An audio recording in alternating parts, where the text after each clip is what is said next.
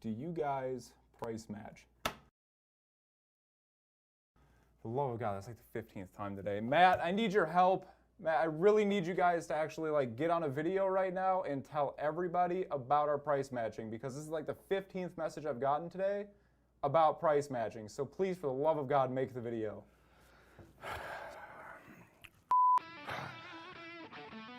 I don't understand it. I mean, day in, day out, nonstop. Phone calls, messages, Instagram messages, Facebook messages. Do you price match? Can you price match? These guys are having a sale. Those guys are having a sale. Price match this, price match that. We do price match here at The Real Shot. We will price match any of our competitors because we price match. I mean, we're talking price match. Seriously. All these amazing products and all you people care about is price match. We do price match, and that's all I'm gonna say. Get into The Real Shot, bring a competitor's ad, and we will price match. I'm out of here.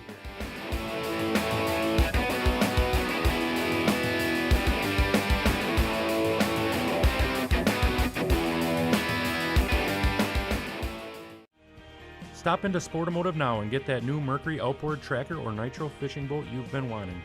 We offer no haggle, no hassle pricing. Celebrating 36 years in business, we're Sportomotive, your authorized tracker boat dealer. The Real Shot is Wisconsin's #1 independent outdoors pro shop that specializes in bass fishing gear and tackle. We've got all of the biggest and most sought after brands in bass fishing all under one roof. Our online shop has a massive catalog of some of the greatest bass products you'll need to find success on the water.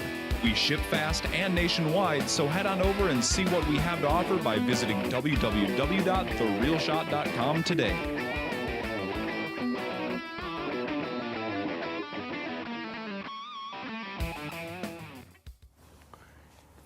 Good morning, everybody, and welcome to The Guided Life. It's been a while since we've been here, and we are standing out in the middle of the Wapaka chain. We were just busy sharing this. I got the privilege, and Travis has the privilege today, to be fishing with FLW Pro Matt Stefan. The one and only. I feel so short. This isn't fair, man. There we go. That's better. He says that it's not, the advantage is not always being tall. But the idea today, Matt, is to figure out a pressured body of water. One of the biggest things we get on the head-to-head side is how a pro angler breaks down a body of water. And when you and I were talking, and setting up this trip, what a better body of water than the Wapaka chain. Not so much on the fishing pressure side, but on the recreational boat side.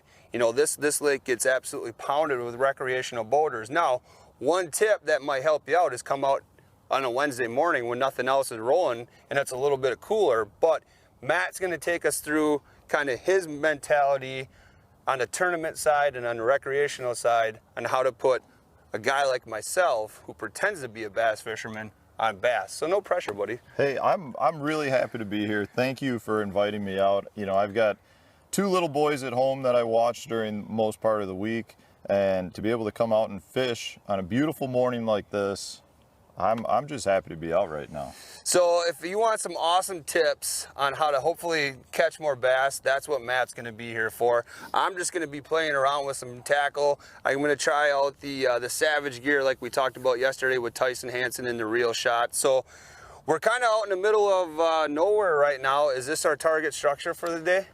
Yeah, I'm going to put the power poles down, get the night crawlers out, and we're going to go to work. We should be able to catch a couple dozen bluegill. Perfect. Yeah. But the idea today is to target largemouth and smallmouth bass out here. You fish quite a bit out here. You do some guiding out here as well? Yeah, I do love to guide out here because it is a really good numbers lake. Even with the traffic, you can catch fish, while the boats are kind of going right by you. It's a great fishery. The quality of the fish has gotten a lot better over the years. I used to come out here all the time when I was in college at UWSP, and I mean, you could come out here and catch fish all day long on a jerkbait late fall, but it was hard to catch legal size fish. There are a lot of legal size fish out here, up to that 3-pound class. And the few smaller club events that take place out here, you know, the winning weights have been slowly going up, and there are some really big smallmouths showing up too. Like I've heard rumors that they may not have grown up here, but there are some really big 4 to 5 pound smallmouth out here too. So Sweet. Maybe we can run into one of them. Let's do that before we run into shore. So remember, if you're watching this and you have any questions for Matt, go ahead and drop them in the chats. I will be monitoring that. Our producer will be monitoring that, and we will get some awesome questions to him. Plus, if you have any questions, as you know, Travis, you should be bouncing up here looking at his graphs, and main focus is going to be on you today. So I'm just going to start rigging up my stuff. Go for it. And let's catch some fish. Go for it. So don't forget to talk about your special jigs that you got as well. I haven't gotten one of those yet. What's up with that? They sell them at the shop. Hey, I got a whole box full of Matt Stefan Dirty Jigs guppy heads, if you want to use them. So you're starting with a swim bait? I'm going to start with a swim bait, but that's because you said you were going to start with a top water. I think I'm going to start with the top water. Which is the better call right now, especially for generating a bigger bite. You know, normally on a clear body of water like this, I mean, this place is some of the clearest water around. A top water is going to be a bait that you can throw all day long, but because of the pressure, a lot of times the top water bite really does die off, you know, once the boats come out. So you do end up going with something a little bit, you know, more of a bottom bait. But definitely start with a top water out here. If you're looking to generate a big bite right off the bat, that's a good way to do it. All right. And because I'm talking, I just got stuck. It's got snagged up already. You wanna stay in middle, and I can I'll get some. I just don't feel like snagging anybody this morning. It's been a while since I've actually got the chance to bass fish.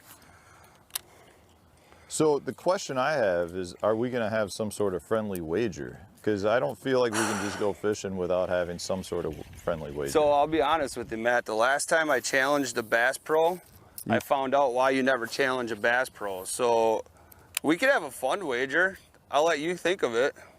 Well, I mean, it could be anything. I mean, I like to do the old, you get to pick a bait out of my tackle boxes, or I get to pick a bait out of your tackle boxes. Okay, we could do that. I mean, I don't feel like, we don't have to put money on it. We don't have to do anything. I just feel like there needs to be something that we need to do. The question, though, is what is it? Biggest fish?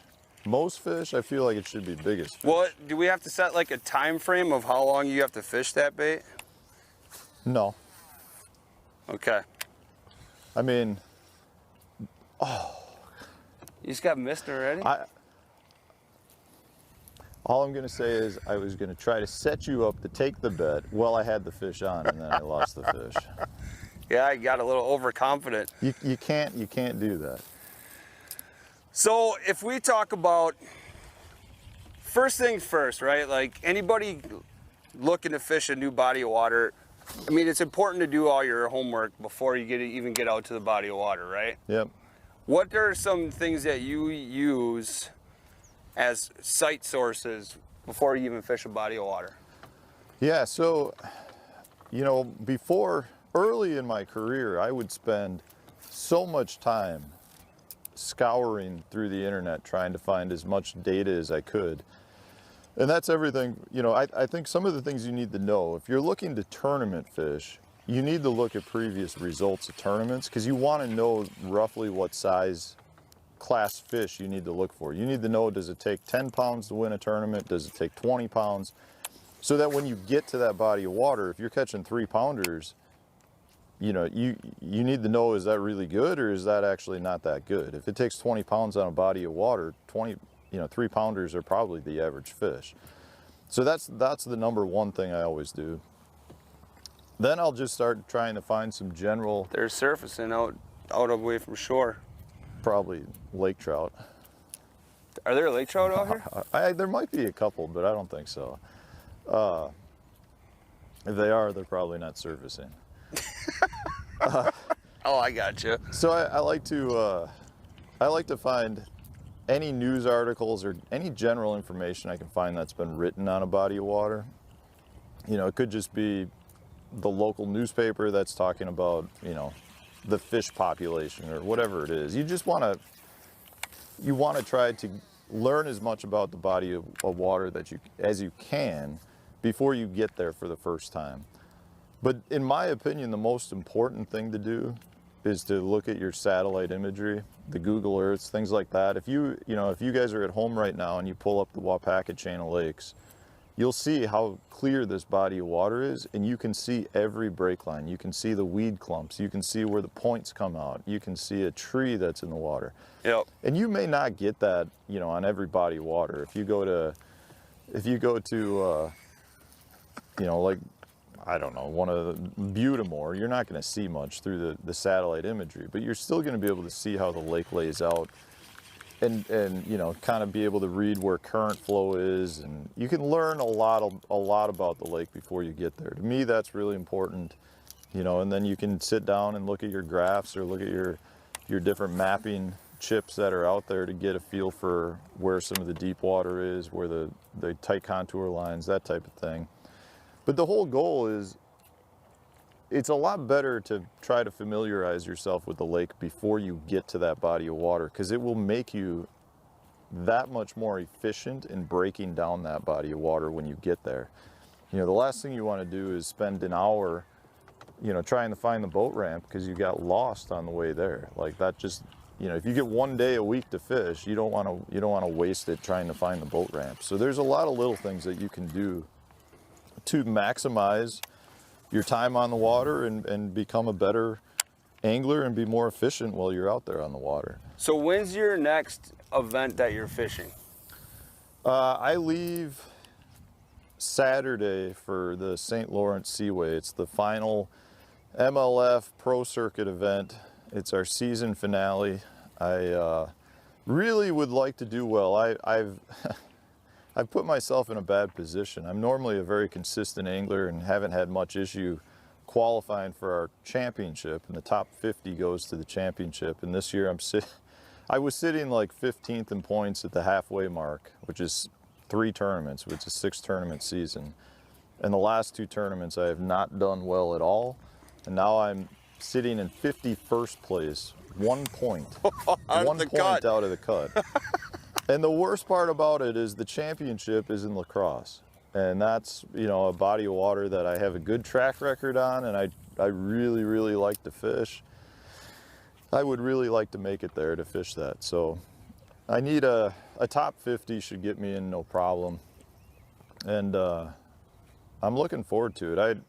I normally don't pre-practice, so go to a body of water before it goes off limits, because it's been, our rules have an off-limit period for 2 weeks prior to the tournament. So yep. I'd never fished there, so I drove to New York. It would have been 2 days before the off-limits period, so I drove 17 hours out there, fished for 2 days, and then drove 17 hours home. And I liked what I saw. I mean, I had low 20-pound bags both days, which would be Is that a smallie? Good. Yeah, it's going to be dominated by smallmouth. There are a lot of largemouth in there, and there's a lot of nice largemouth, but it's going to be dominated by smallmouth. So if we talked about, you did tons and tons of map study, internet study on that body of water since you never been there before, but you also made the trip out there to do a little on the water scouting as well. Yeah, I mean, I don't normally do it. It's a great thing to do, but I don't normally do it because living in central Wisconsin, most of my tournaments are 14 to 24-hour drives, and it's a business, so you gotta weigh all the expenses. That trip out to New York cost me $1,000 to do in gas money and a couple nights lodging. Yep. So when you've already got a $5,000 entry fee plus $1,000, travel expenses for a normal tournament where a check is $10,000, it's like, okay, well, I can spend an extra $1,000, but that just took away potentially, $1,000 worth of prize money if it happens. So you kind of got to weigh all the decisions. In my opinion, in this case, it's well worth it, because if you qualify for the championship, you're basically cashing 2 checks on it. Right. So, as you got there, one thing as a head-to-head commentator, look at that bird almost got my bait. You see that? The advancements in electronics is crazy. So, you know, do you have like waypoints in mind as you get to that body of water, and then do you just cruise by them to make sure that they are the juice like you hope they are? Yeah, I mean, it goes back to what I was just saying. I try to find as many sweet spots as I can before I get to that body of water. You know, if there's a general region of the lake that you know has been good for previous tournaments, that's something you want to look at. You know, the St. Lawrence River is a river, so it's pretty easy to identify the main current breaks. So whether you're talking about island heads or you know, any sort of riffles or cut bank, you know, you can see a lot of that on the aerial photos. So yeah, I try to get there. You know, in this case, I only had 2 days, and they're long days. I mean, it was sunrise to sunset, which, you know, was like 15 hours or 16 hours. But it's still such a, I mean, we have 90 some miles of water we can fish. So to see it all is kind of, you just want to be as efficient as you can be when you get there. Did you cover everything? I drove everything. I didn't fish everything. A lot of what I want, you know, it's kind of, if you looked at it on a map, it's kind of broken up into 3 different sections. We launch 90 miles away from Lake Ontario, and Lake Ontario is our farthest limit. Where we're launching, we're pretty close to a dam, and that dam kind of creates a lake to a point. And then you go upriver and you get more of a straight river section, and then you get close to Lake Ontario and it turns into what they call the Thousand Islands, which is more of a lake type feel with 1,000 islands. I mean, it's pretty crazy. So I wanted to see it all. I wanted to know what part I wanted to concentrate on when I got back there, because we only get 2 days of practice. And again, you know, you just want to make sure that your time on the water is productive. So you know, I wanted to make sure I got there and I figured out where I wanted to fish when I went back for my 2 official days of practice. And it's an overwhelming body of water. It's a big place to fish. I feel very comfortable with it because it's gin clear water, smallmouth fishing. I mean, it's really, you know, it's not Great Lakes because you're not out in like the open abyss, but it's that same feel as a Great Lakes body. Oh man. Oh, just got missed. I just missed one too. Fish was off the point a little bit.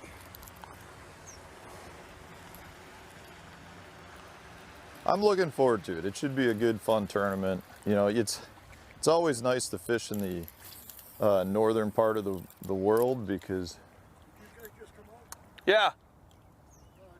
Check your pocket, see if you're missing something. Whoever registered home. Oh man, did I leave it? My keys? My wallet? On top of, yeah, on top of the box. You can check my ID. My name's on the side of the boat. In your truck? Yeah. Okay. I just looked at my truck. Yeah. Yeah. I'll go get it. Well, thank you. It's probably not the first time I've done that, but it may be the first time here. Well, I appreciate it.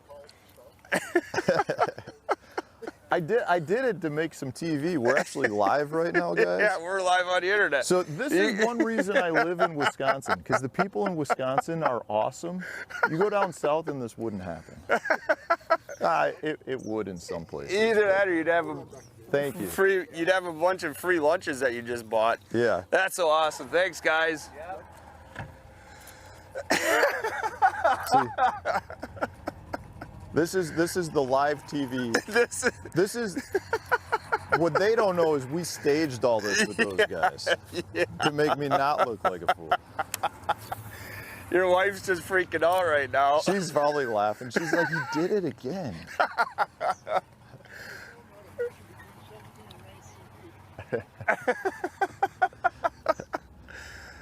You know, it's funny that happened because I had one time where I pumped gas, and because I basically live out of my vehicles, I was throwing away a bunch of garbage. Yeah.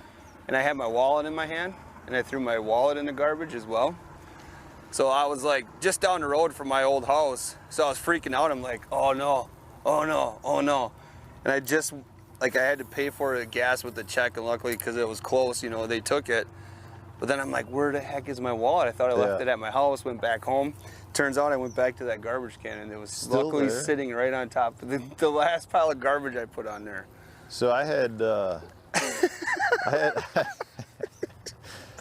this was a couple of years ago. I drove to New York, and you know how you hear about people when you're at a gas station, people breaking into your truck when you walk inside. Yeah. Well, I was in Pennsylvania, on the Pennsylvania-New York border, and I stopped to get gas, and I'd filled up.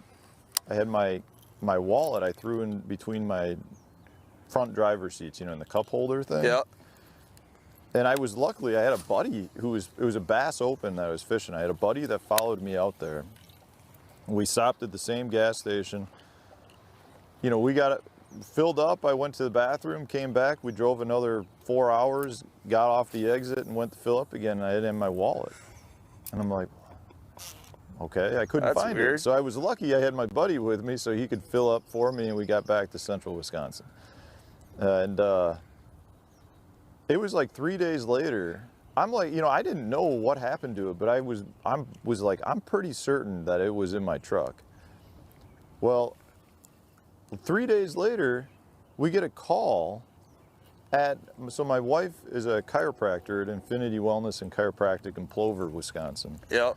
And they get and I do a lot of the business stuff for the chiropractic clinic. So I had a business card in my wallet that had my name in the chiropractic clinic. And the chiropractic clinic got a call saying, hey, this is the Stevens Point Police Department.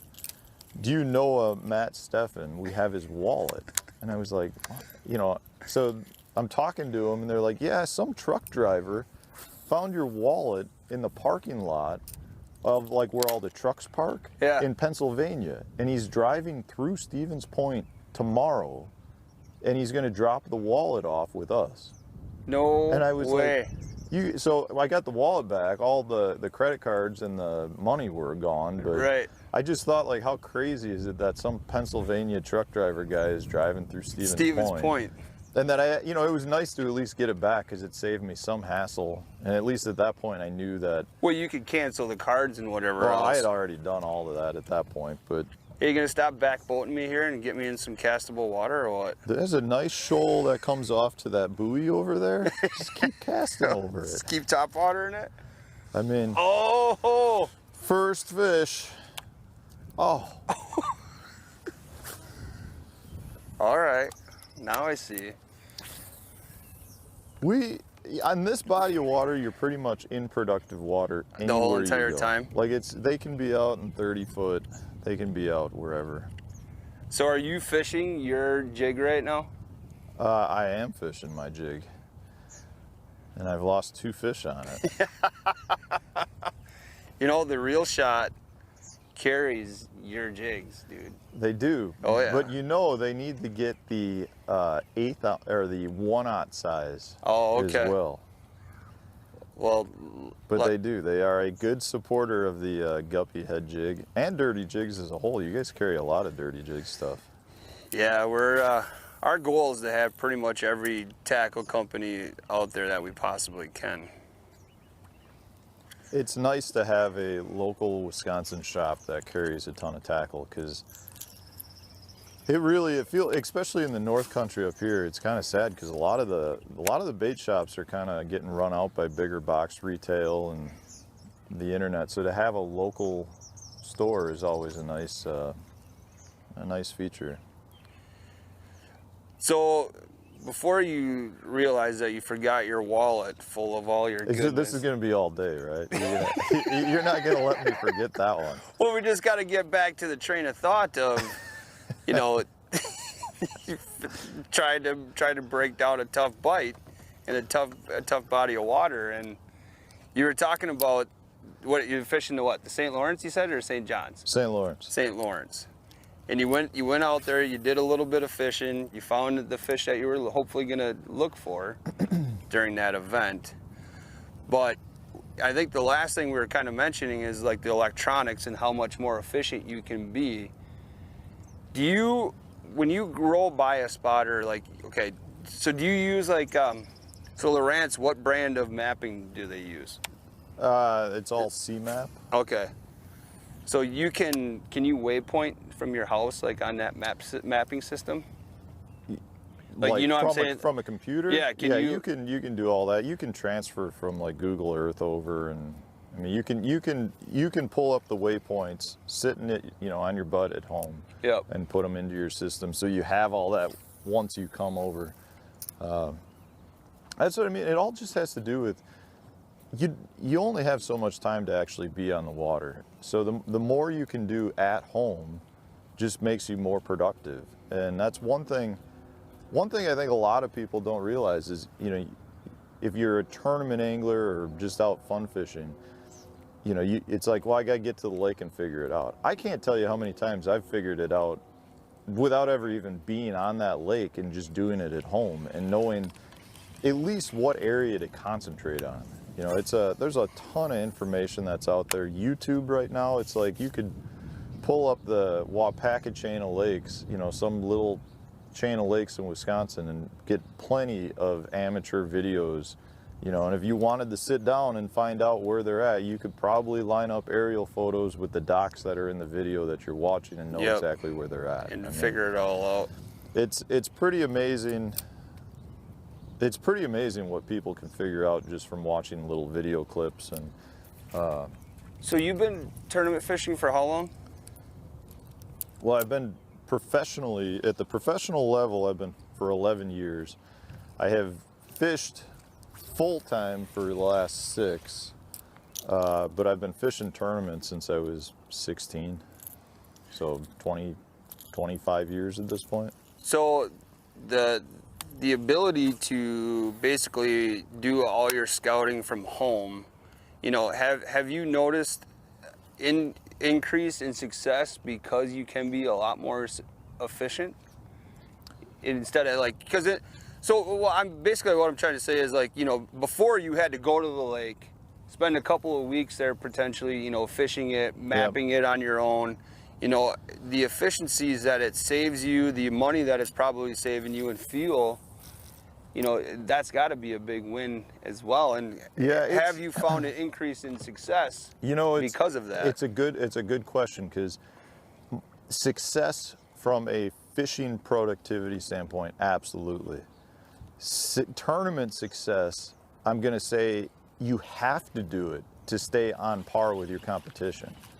Like, it's local level's one thing, but at the professional level, the caliber of fishermen it's to the point where everyone is pretty much equal from a skills standpoint. It comes down to who can find the fish the best and the fastest. So if you don't spend that time doing it, you're actually putting yourself behind, the 8 ball, and you're just not going to be nearly as, you're just not keeping up with your competition. So a lot of it just comes down to that is, how, like you said, with the electronics and the advancement of equipment, if you're not keeping up with everything, you're just making it harder on yourself. And I don't mean like you got to spend tons and tons of money to get better. A lot of it is, the electronics that you can get now at a cheaper price than, say, some of the highest dollar ones. The capabilities are all there. It's the angler doesn't know how to use the equipment. And, you can do pretty much everything right now with, pretty much the basic models that are out there. You just need to know how to utilize it. So do you, I know you got a good YouTube following right now. Is that something that somebody can find on your page? Do you have a breakdown of electronic use? I have a few electronic videos. That's one thing I'm going to concentrate more in this off season, because my season is winding down. We'll be done with the championship mid-August, so I want to do a lot more on the water stuff. But yeah, my YouTube stuff is it's all about trying to help people catch more fish. Like we were talking earlier, I'm at the point now where I don't feel like there's any secrets. There might be techniques or baits that work better on a given lake, but in general, it's really it just comes down to the angler's you got to know how to do it. And that's what my YouTube stuff is about. I want people to be able to go out fishing and have a good time and catch more fish. So I've given away a lot of secrets, or things that I would have considered secrets earlier in my career, to the point now, and it's just a lot of it's because you go and you meet people and they'll be like, I'm doing that too, or I'm doing that too, and you realize everyone's keeping it a secret, so they all know about it anyway. Is it like the better fishermen? So now I'm just trying to share that with, you know, the average angler, to catch more fish and have more fun on the water. I mean, that's what it's all about. Right. I mean, like when I do my guide trips, I love it when I take out younger kids or people who are new to the sport, because they don't really know what they're getting into. You know, they don't have that I don't know, that expectation of catching 50 fish because they're going out with a guide. You know, it's more of, hey, we just want to catch a fish, and then, you know, you see that glow in their eyes, and it brings you back to like your early stages of fishing and how much fun it was. What all areas do you mostly guide? Well, I guide mostly in the central Wisconsin to northern Wisconsin region, but I will, like, I do a thing where, like, I'll go to whatever lake you want me to go to help you break down a body of water. So I've had some anglers, like tournament anglers, who are like, hey, I've got a tournament here, I've never been here before, and, you know, I don't necessarily guide there, or have never fished there before, but they want to, you know, help breaking the lake down. So right. I'll go help break a lake down, or I think the pizza man's here.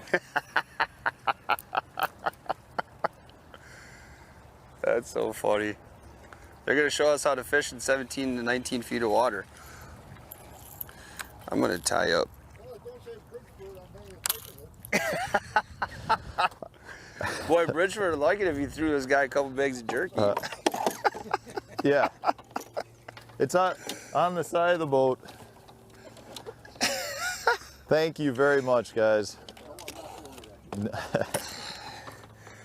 So you'll have to go on social media on YouTube and Thank watch you. the guided No. life. You'll be able to see yourself on the Thank you guided very life much. later on. Guide life? The guided life, yep. Okay. Well, who's the guide?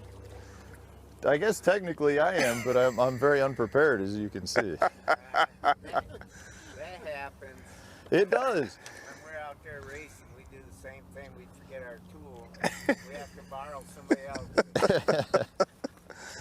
Okay, Good luck. Yeah, you You as well. too. Thank you again. you too. Hang on to your wallets. There's your, I can't wait to get home. My wife will be like, she's just gonna give me the look when I walk through the door, and I'll be like, there's your tackle tip of the day. Keep Yeah. your wallet in your pocket. I'll do a video on that too. How not to lose your wallet. See you later. Have a Thank great you, day. guys. That's so awesome. Oh man. That's one of those things that, like, Right would behind you, ruin your Travis. day. I wouldn't know about it till I got home, Oh yeah. and then I'd be like, oh man. I would have probably gotten pulled over for a speeding ticket on the way home, and then he'd be like, where's your license? And I'd be like, I swear, officer. Blame it on that shots guy. I'll blame it on the Wapaka Lake Association for charging a $5 fee to launch on this beautiful body of water.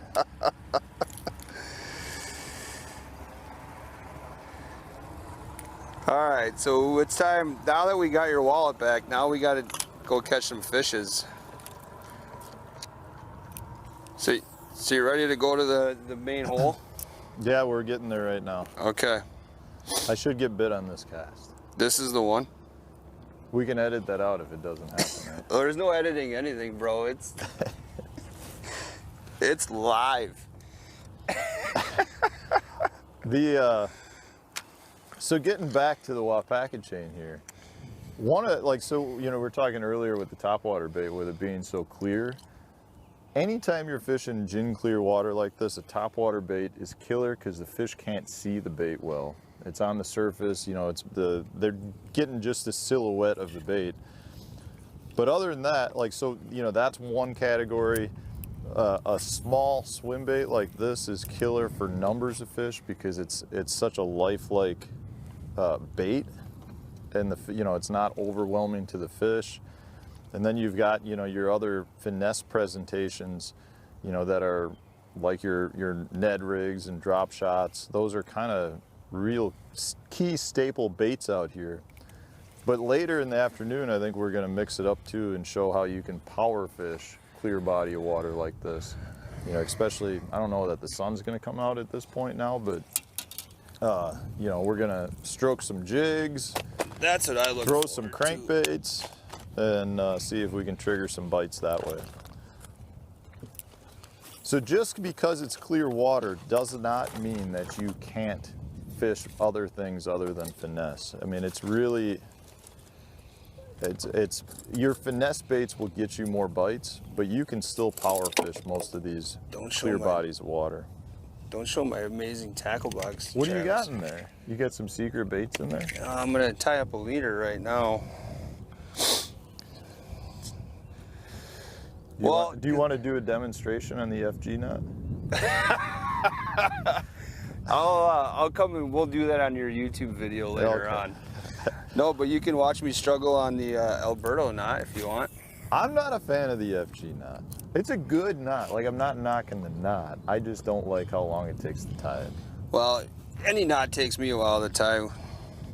But you said you're a uni to uni guy, I like right? the uni to uni. I can tie that thing up blindfolded real fast. You want to put that to the test right now? You want to tie me up a uni to uni leader? Do it right now? Yeah, blindfolded. Well, I mean, it's dark out. I was up late. The Bucks won last night. I was up late. He didn't even know. Did you even watch the game? He didn't even know, everybody. I get here this morning, he's like, I thought you hit a deer when you said go Bucks go. I was like, nope. But you almost did. I did, but that's a daily occurrence here, right? Are you originally from that area, the Stevens Point area? No, we're gonna lose viewers. I'm originally from Chicago. I grew up close to Wrigley Field. Oh, nice. And I went to college in Stevens Point at UWSP. What'd you go for? Well, I started in limnology, which is freshwater marine biology. I did that for 2.5 years and then realized that, the outdoors and fishing is my passion, and I didn't know that I wanted to make it my job. Yeah.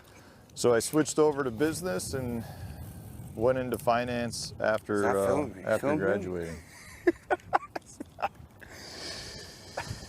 I went to Mid-State Tech in Rapids. Oh yeah? Yep. For urban forestry. Nice. And now you're fishing. I was gonna say you were mentioning earlier that you're from Plover, or your wife's business is in Plover. Yep.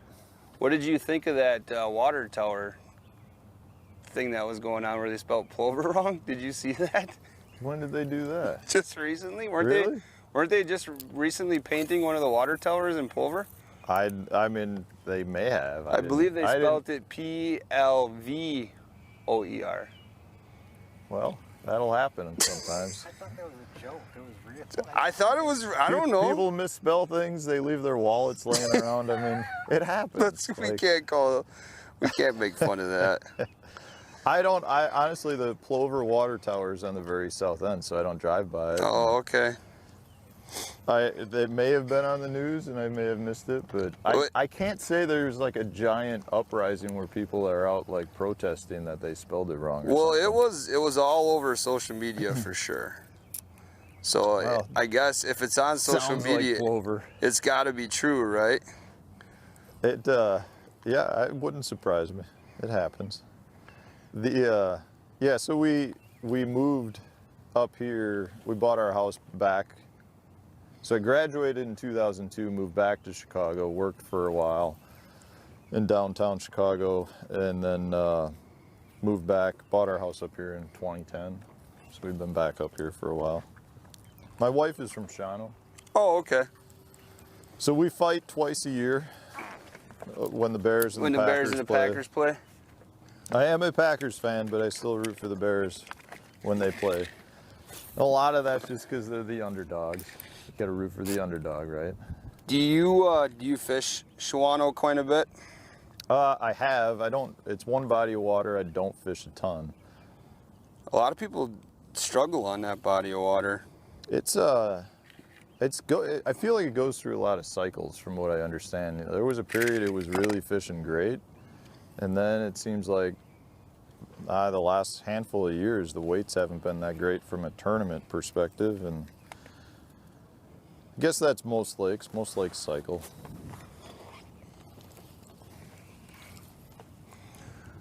All right, so what are you got us targeting now here?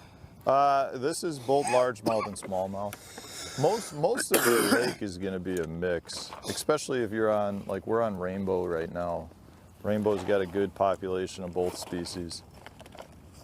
You're usually fishing for a mix. If we go up and fish some docks at that point, you're going to be fishing more for straight largemouth, but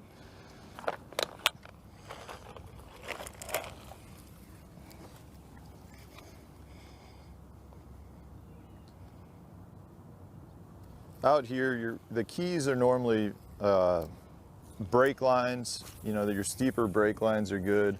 Otherwise, you're going to be looking for isolated weed patches. There is some milfoil out here, and the fish seem to gravitate to them. They're not necessarily always buried inside of it, but a lot of times use them as like shade line breaks.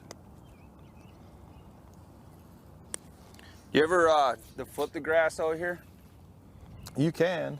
I mean, they're later in the summer. You'll have milfoil up to the surface, unless they come out and spray it, which they're known to do out here at times. But yeah, you definitely can. It's one of my favorite bodies of water in this area, just because you can do everything. I mean, you really can target them however you like. It's a good lake to come out and practice different techniques too. If you've got, you know, if you don't feel like you're real good with a crankbait, it's a good place to come work on a crankbait, because you can fish it over some shallow, clean areas. You can fish it over deep weeds. You can fish it on brake lines. But you're gonna get bites on almost anything you do. You know, you can come out here and work on your glide baits. You know, if you like throwing big swim baits, it's a really good lake for doing that. You won't catch a lot of, you know, there's not that many really big fish in here, but you'll get a lot of activity that'll give you confidence in working that bait. You know, you get a lot of 2-pounders that'll just come out of nowhere just to look at it. Sounds like it's race day. A lot of camps on this lake.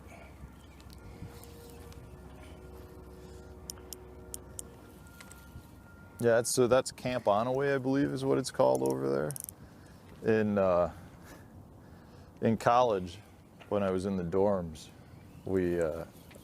I was vice president of Knutson Hall, and the Residence Hall Association got everyone, all the dorms, you know, had their own little governments or whatever, and we all had a weekend retreat before school started, and they did it on Camp Onaway right there. So they shuttled us all out there. It was the first time I had ever even heard of this place, and being college kids, right? You know, instead of sleeping in the little, I don't know, they're not tents, they're kind of just, they're not shacks, but you know, cabins, little screened-in cabins. They had no heat or anything. We just decided we'd go sleep on the dock in our sleeping bags. So it's not going anywhere crazy. It's not. Right. So it just, like, it's one of my fondest memories of this place, because I woke up at like this time. It was early. It was earlier than this, probably 5:30, and the dock we were on had a water slide that came off of it. So I'm like, I'll just go sit up on top of that and see if I can see in the water better. And I sat there for like a half hour and saw so many big bass swim by. It was just ridiculous. I'm like, this place is awesome.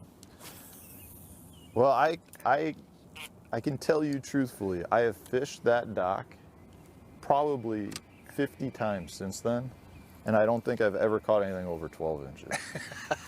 And I was flabbergasted, like schools of, like, you know, nice 2 to 4 pound bass, and it's one of the nicest looking docks on the whole lake, and I catch so little out of it. It just makes you wonder where they all went. But I feel like I gotta fish it every time out here, because I know the potential, right? You physically saw them. I actually saw them. So, what did you do before you became a full-time pro angler?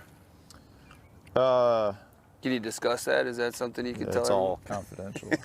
There's no secrets anymore, Matt. No, so after I graduated, I went back to Chicago, and I was my summer job in college was a market reporter at the Chicago Board of Trade. So I stood in the trading pits, and when traders would make a trade, they would turn around to one of the market reporters. So we were standing at a computer terminal, and they'd be like, you know,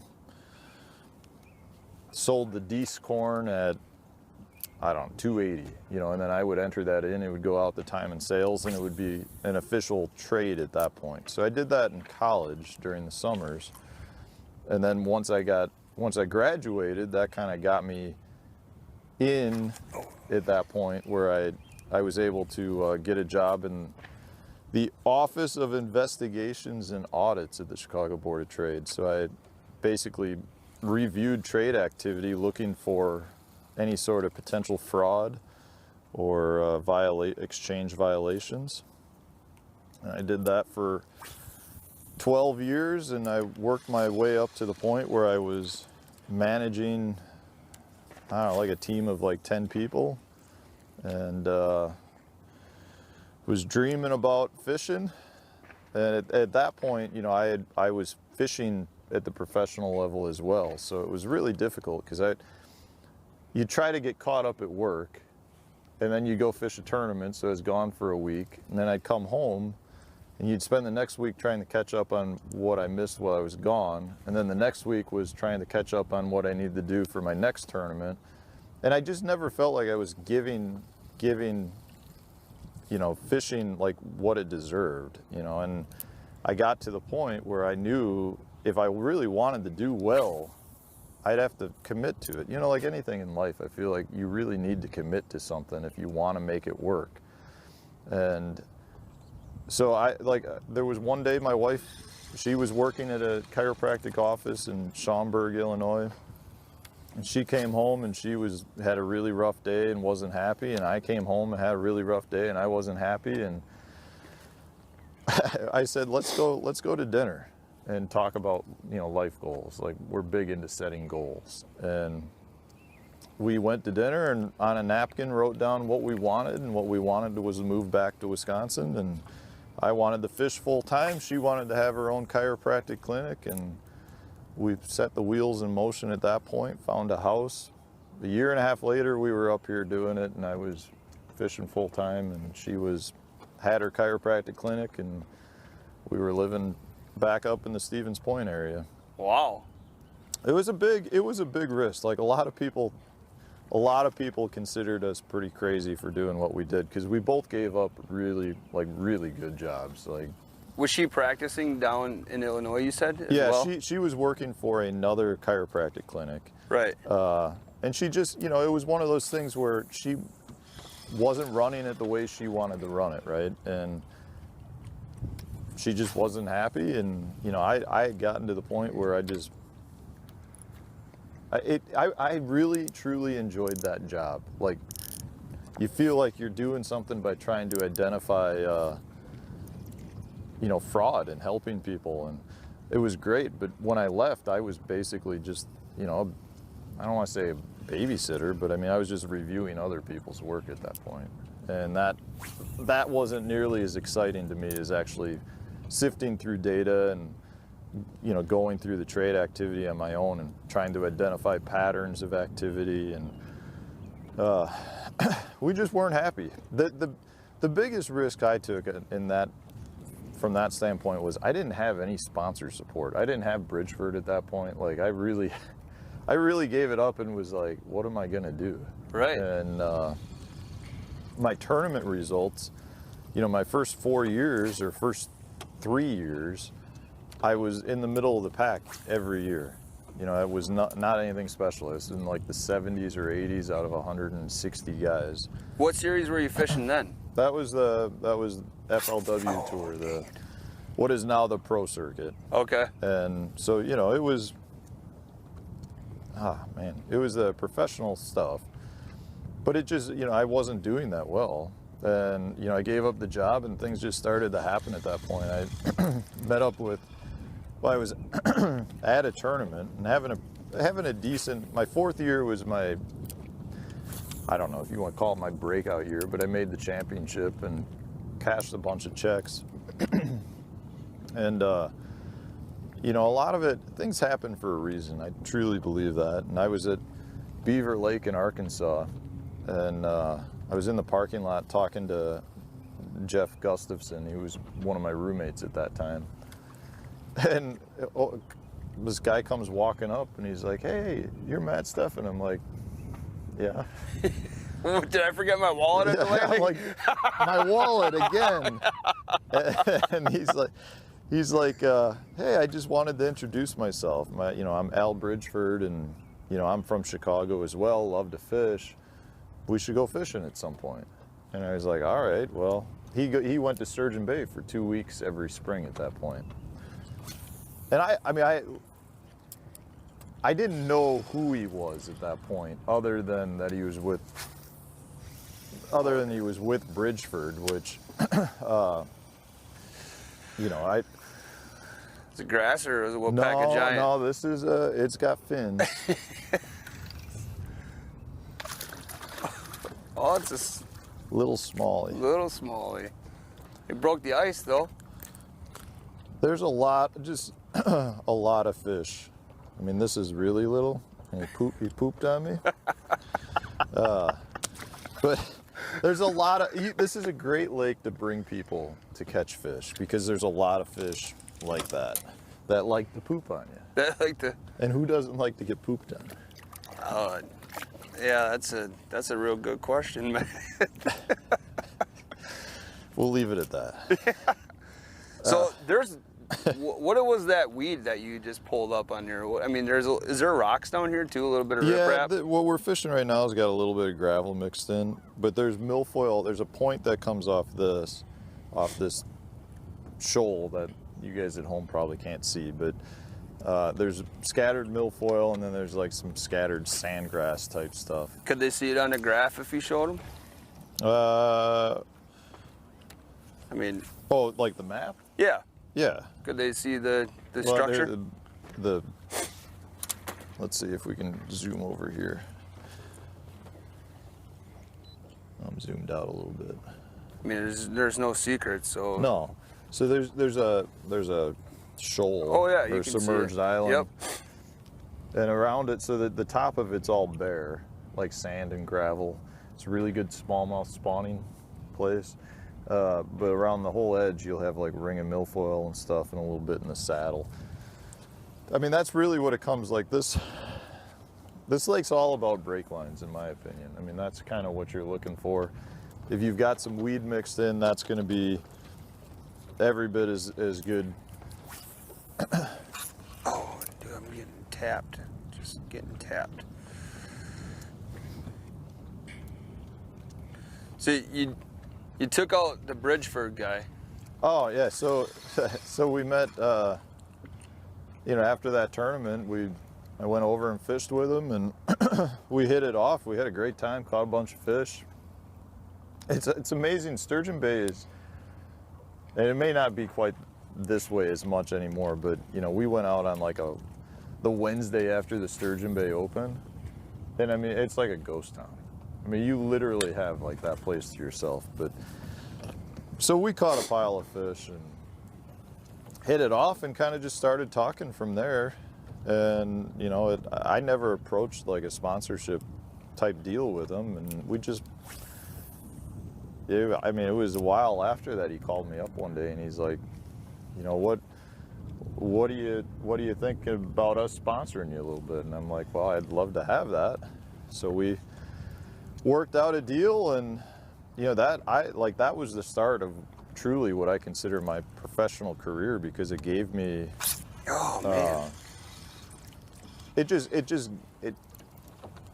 It gave me some sponsor support that really just helped do what I'm doing.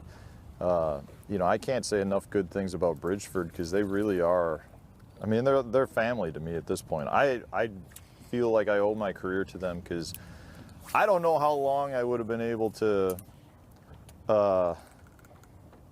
do what I was doing without the sponsor support. You know, You said that was kind of like your first major sponsor then at that time? yeah, that was. I mean, they were my first major sponsor, and they were one of my Look at this, first like Travis. true good sponsors.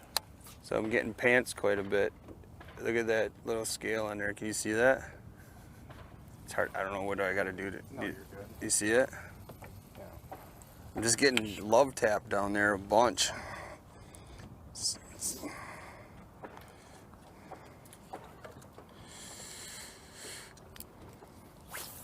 One of the nice things too about this lake, and you can kind of see it right now, if you got a decent pair of polarized sunglasses, you don't need your graphs that much out here. You can see the break lines everywhere. So for a newer angler trying to get, you know, a good feel for fishing offshore, it's really a good way to come out and be able to visually see what you're doing and where you're casting to, and line everything up on your electronics with your side imaging. And if you've got forward facing sonar, you can see everything visually while you're looking at it on your graphs too. And it's I always feel like that's one of the best way to learn your electronics, is to be able to use your electronics on structure that you know exists. So if you know there's a sunken boat in an area, go graph it so you see what it looks like. You know, if you go to a bridge piling, you can go through the bridge and see how it all lays out, so that when you're out graphing some random flat where you don't know what, you know, is out there, you get a good idea as to what it is because you've seen it before on other things.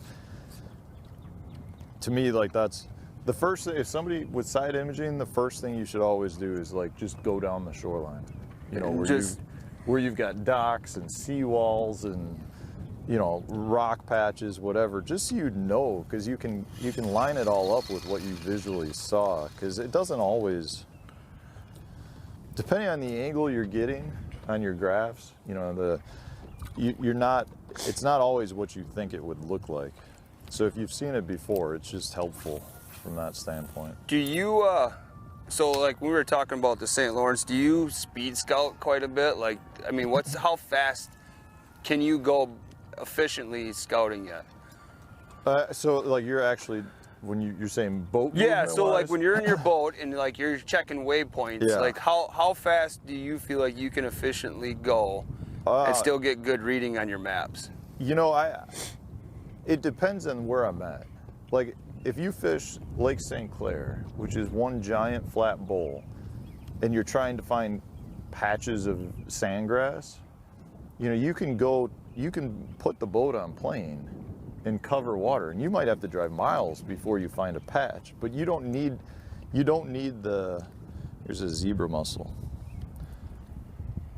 Little zebra mussel shells. You don't need the detail, right? You just need to see the fuzziness on your screen to know it's grass. Yep. So from that standpoint, you know, the faster the better to try to narrow down those areas. But if you're trying to get specific detail, you know, in the way a piece of structure lays out, I would rather take my time if I feel like it looks good. If it looks good, I'd rather take my time, and I'll put waypoints all around structure so I know specifically how it lays out and where the edges of everything are. You know, I think a lot of people might just put down one waypoint. You know, okay, there's a rock bar, one waypoint.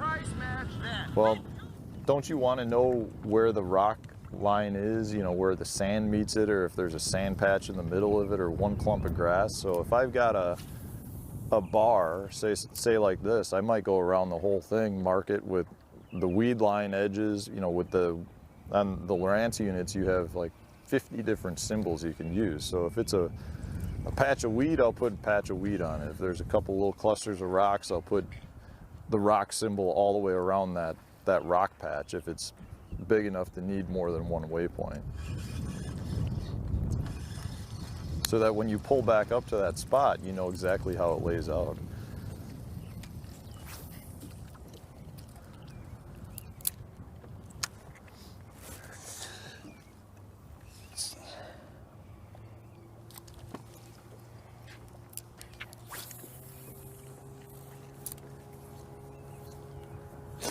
So now we're starting to get a little bit more boat traffic out here. Not a lot. One. We got a stand-up paddle board or two. Oh, okay. So it's a couple. Yeah, I don't know. I mean, it's. I was just thinking to myself, it's kind of cool. It is. It's kind of chilly. If that's what we're gonna blame it on. This is definitely why we're not catching a ton. I've been known to be bad luck.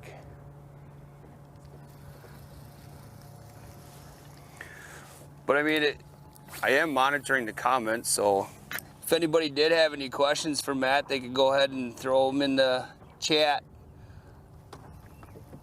Let's see. The light atmosphere is giving me flashbacks of bass events last year, so we got to amp it up a little bit. I'm being told. The light atmosphere? Yeah, we're just like too chill this morning. Oh, that's not good. We could be serious. No, I think we're too serious. We got to be more more entertaining. I thought losing our wallet was good. That was pretty good. When they first pulled up, I wasn't expecting that. They're like, "Did you guys forget something?" I'm like, "Oh, great! I probably left my lights on in my car or something." That's one thing. If you got a wrap boat, you never know what to expect. Right. You literally, it could be somebody who is a fan. It could be somebody who's like mad at you because you've got a wrap boat. I mean, it literally could be anything. It could be somebody just wanting beef jerky. It could be. I don't know. It's ridiculous. Does that happen quite a bit? Do people see the wrap and are like, "Oh man, you got any Bridgeford with you?" In the boat, not nearly as much, but pretty much every gas station I stop at, I get asked for samples. Do they think you're the guy delivering it? Yeah, it's not. Either I'm one of two things. It's either I'm the delivery guy, so therefore I have 4,000 pounds of jerky in the truck. Or I'm a professional race car driver. Oh. Like that's the other one. Like if you go any place, are you a race car driver? No. No. No, just a pretend bass fisherman sometimes. Wannabe. All right, so we can make a move, right? Yeah, we can. Let's make a move. If we want, we can take a little commercial break and we can make a move. That's up to you. Yeah, we can. It's the fun thing about live, right? It's the behind the scenes live portion of it. So we're gonna make a little move so we can let Aaron know. But you can fire up the boat in the meantime, and then he'll send us to a break. I'm gonna squeeze by you.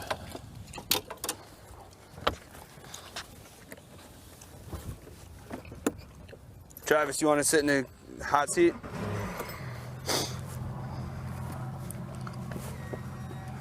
So what is the move that we're going to be making? We are in Rainbow Lake right now, and we're gonna go. We're gonna go hit a couple of little narrow sections. You know, the chain has got like 20 lakes, and they're all connected by these little no-wake pinch points, I guess is what I'd call them. And a lot of times they're really good places where the fish will group up.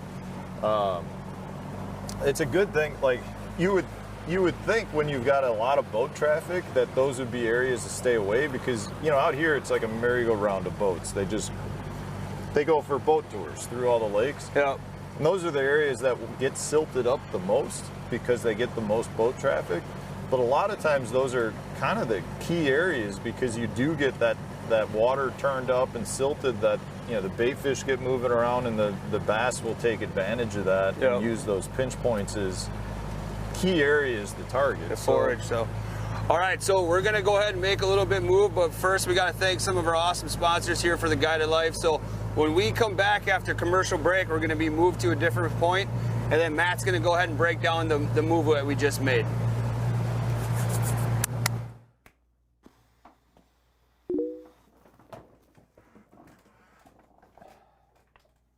Do you guys price match? For the love of God, that's like the 15th time today. Matt, I need your help. Matt, I really need you guys to actually like get on a video right now and tell everybody about our price matching, because this is like the 15th message I've gotten today about price matching. So please, for the love of God, make the video.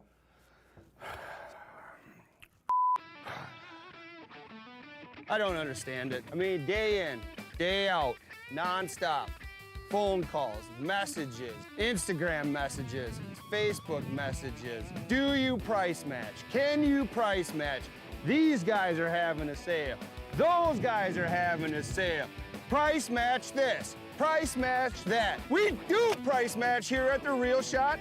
We will price match any of our competitors because we price match. I mean, we're talking price match. Seriously. All these amazing products and all you people care about is price match.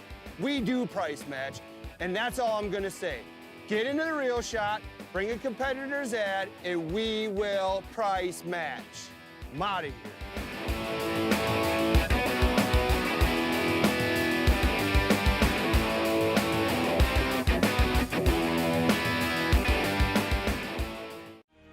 Stop into Sportamotive now and get that new Mercury outboard tracker or nitro fishing boat you've been wanting.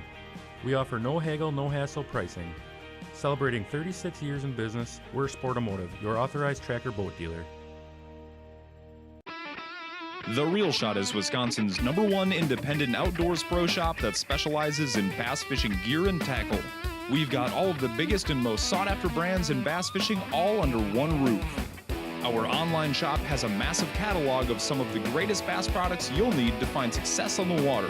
We ship fast and nationwide, so head on over and see what we have to offer by visiting www.therealshot.com today.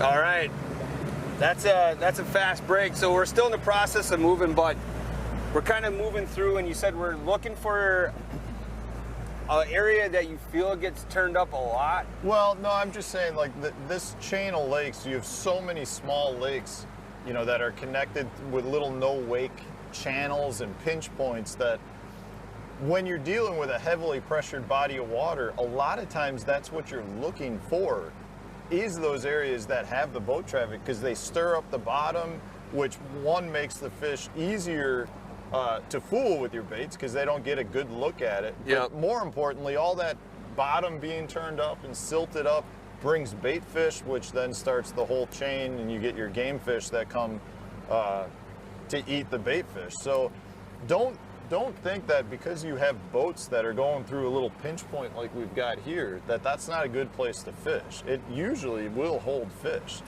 Now, there are times, you know, it could get so silted up that maybe you want to avoid it because the water turns into mud, but I can tell you I've had lots of experiences over my career where I've needed the boat traffic to turn the bite on. You know, I can think of one place where I was sitting outside of a boat lane that went to a boat ramp, and I would fish that spot, like right where that boat lane met the main lake, there was a nice drop off.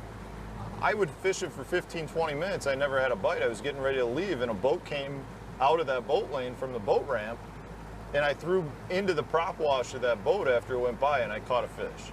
And I was like, well, that's weird. That kind of it shouldn't happen, but, you know, that's weird. Well, let's put it this way. The next 6 boats that went by, I caught a fish in their prop wash. They were the only 6 of fish that I caught. So every time a boat went by, that's what I needed, was them to stir everything up to get the fish active. And were they quality fish as well? Yeah, they were all nice, you know, 2 to 3 pound class fish. So the effects of boat traffic are much greater on the angler than it is on the actual fish. Like, You they know? get used to it Oh, after God, a while. The fish that live in this chain or any, like Lake Geneva, they know, like, they know what's going on. It's every day, that's what it's like. So you in my opinion, 50% of success for an angler is based on their own, like, confidence level and not talking them out of it in their own head. Right. You know, I can't tell you, like, I call it the demons. Like, if you let the demons in your head, like in a tournament where you go to a spot and, you know, you may have counted on the spot to pan out and it doesn't, and you're like, now what? you know, and that could have been your first stop of the day. There's a lot of anglers out there that will let that at that point get in their head where they're done. They're shot. Like, they're just not going to do it. Or they lose a big fish and you're on a body of water, you know, like this chain where a 4-pounder is a really big fish. And you know that that was the fish that cost it. You can't let those demons in your head and take it, you know, take it out. I always tell people, get out of your head. It's a scary place to be. Yeah. And it can Nobody be. wants to be in my head, I'll tell you that. Here's your buds, I think. Yeah, we got the pressure's coming out. They're driving right over the fish, so we should catch something here. And this is one of those bodies of water that I don't feel like there are any secrets. I mean, everybody, if you fish a tournament out here, you can see half the field anyways because the lakes are so small, so Right. you know where everyone's fishing. All right. You got a longer leader on now? Are you? Yeah. Morning. Folks at home, Yeah. as Mike Iconelli says. Matt back there likes to throw like a 3-inch leader. Yeah, when the pressure's on you, like you think there's pressure on you to catch fish, try tying a knot when there's pressure on you. All right. So we're ready to roar now. So, we just had a boat go through We as well. did. We did. It should get good now. So main forage out here, what do you notice it be at times? The main number one forage is small panfish. You got your bluegill and you got your perch. There are a few Cisco out here, but The singer? yeah, he comes out. He does the thong song once in a while when the crowd's real busy. At the Clearwater Harbor? Yeah, and so that the main forage is baitfish. You know, I actually just did a YouTube video on things you need to know about bluegill.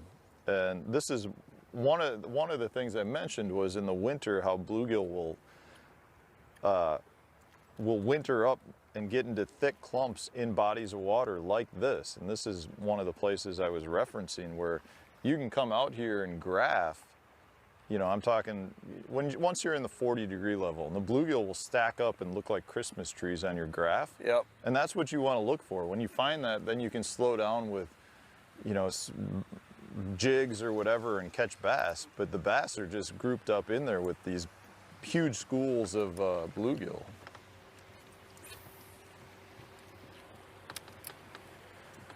So like in this case, so this is a pinch point that we got, but it's every time you get these pinch points, most of the time you're dealing with dredged out areas or, you know, areas that have a little depression in it, and that's the areas that the fish are going to utilize. So we're going to see if we can catch a couple here.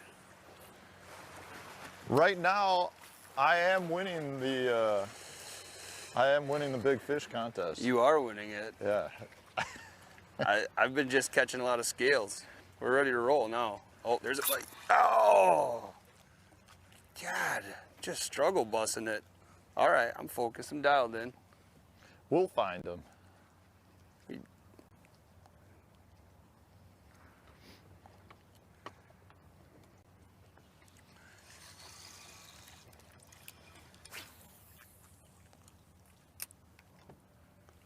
See, I understand. If I had a Matt Stefan guppy head on instead of this little Ned head, Hey, I've offered. There's I plenty would in be here. crushing them. We're just doing a little contest here to see which one actually works better. So So how did that work? How did you get your own signature bait? well, I went to Kurt, the owner of Dirty Jigs, and I was like, this small swim bait deal is like, it was early on with the whole little Kitex, and now everyone's got a swim bait. But Yep. I was like, Kurt, this is like, people are doing this at the professional level and kind of keeping it kind of quiet, and it's crushing fish. The problem is there's no good hooks. So at the time, the best hook that I found was a gopher tackle made like a mushroom head that I liked for it, but it wasn't. It had a big molded in lead hook keeper that was tearing the baits up real good. And after a little convincing with Kurt's like, you know, I'm not sure there's demand, blah, blah, blah. And, well, we eventually went through some prototypes. He had already had the head design that he used on some other swim bait jig heads. And we just pared it down and came up with the guppy head, and it's really been a killer bait. Like, I mean, it's a #1 seller on like Tackle Warehouse. I mean, you watch a lot of guys are even using it like at the professional level and don't mention it because of sponsor obligations and that. But I mean, you can pick them out pretty easy most of the time. But it's a great little head. There is a couple of little changes coming to the guppy shortly. I don't have a date on that, but there's going to be a few small changes made to it just to improve it a little bit. But it's pretty cool. I mean, it's been one of those things that, you know, as a not a super well-known angler, you know, it has given me credibility, I think, in the marketplace, and has kind of given my name a little bit of recognition, and that's pretty cool. I was gonna say, with every win on your guppy head, you feel like you've been a part of it. Yeah, I feel like I should make something off that, like 10% of all winnings. Local level on up, like. How's that going for you? I'm still waiting for the checks. But you said you used to pour a lot of your own stuff, and you still do? Yeah, so I've always been a tackle tinkerer, as I like to call it, and I've done everything from, I've literally probably done everything in terms of making your own tackle craft except pouring my own plastics. And I'm sure if I got into that, I would love it, but I just haven't got into it. But I mean, I started by making all my own swim jigs, and then that led to making all my own jigs, to own jig heads, to, you know, anything that had to do with lead I would pour. So, you know, your drop shot weights, I mean, basically any lead work I could do. Then that led to doing airbrush work with painting, and so I did that for a while, and making your own skirts for the swim jigs and the jigs, did all that. Look how shallow it is through here. It's and crazy. That's pretty much all led to now making all my own rods. Well, with you, what do you say, you had 2 boys at home? Yeah, I have Hank and Duke. They're 5 and 3.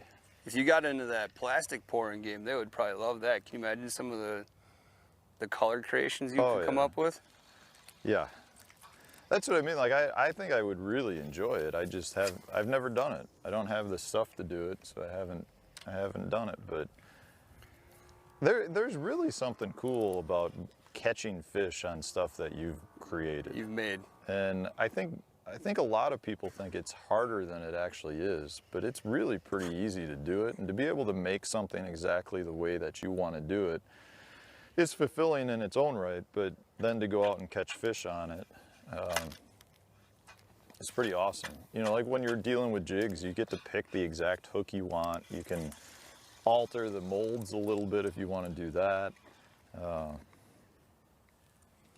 But that's how I ended up meeting Kurt. Kurt knew I was I like making my own jigs, and he really, in my opinion, has the best quality jigs on the market at the mass-produced level, and we kind of hit it off, bounced some ideas off each other, and I mean, he's really the reason why I stopped making my own jigs, because the quality of the stuff that he makes is good enough to meet the needs that I need.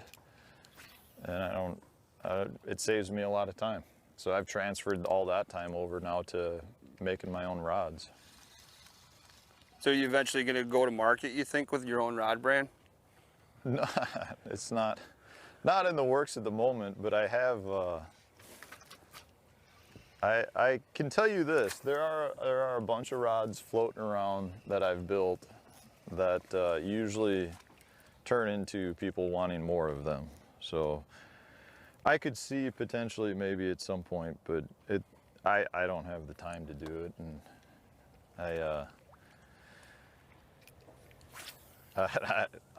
Who knows? You don't want to write it off, right? I was gonna say you got to write it on your napkin, bro, on your I gold should. napkin. It'll be a new napkin.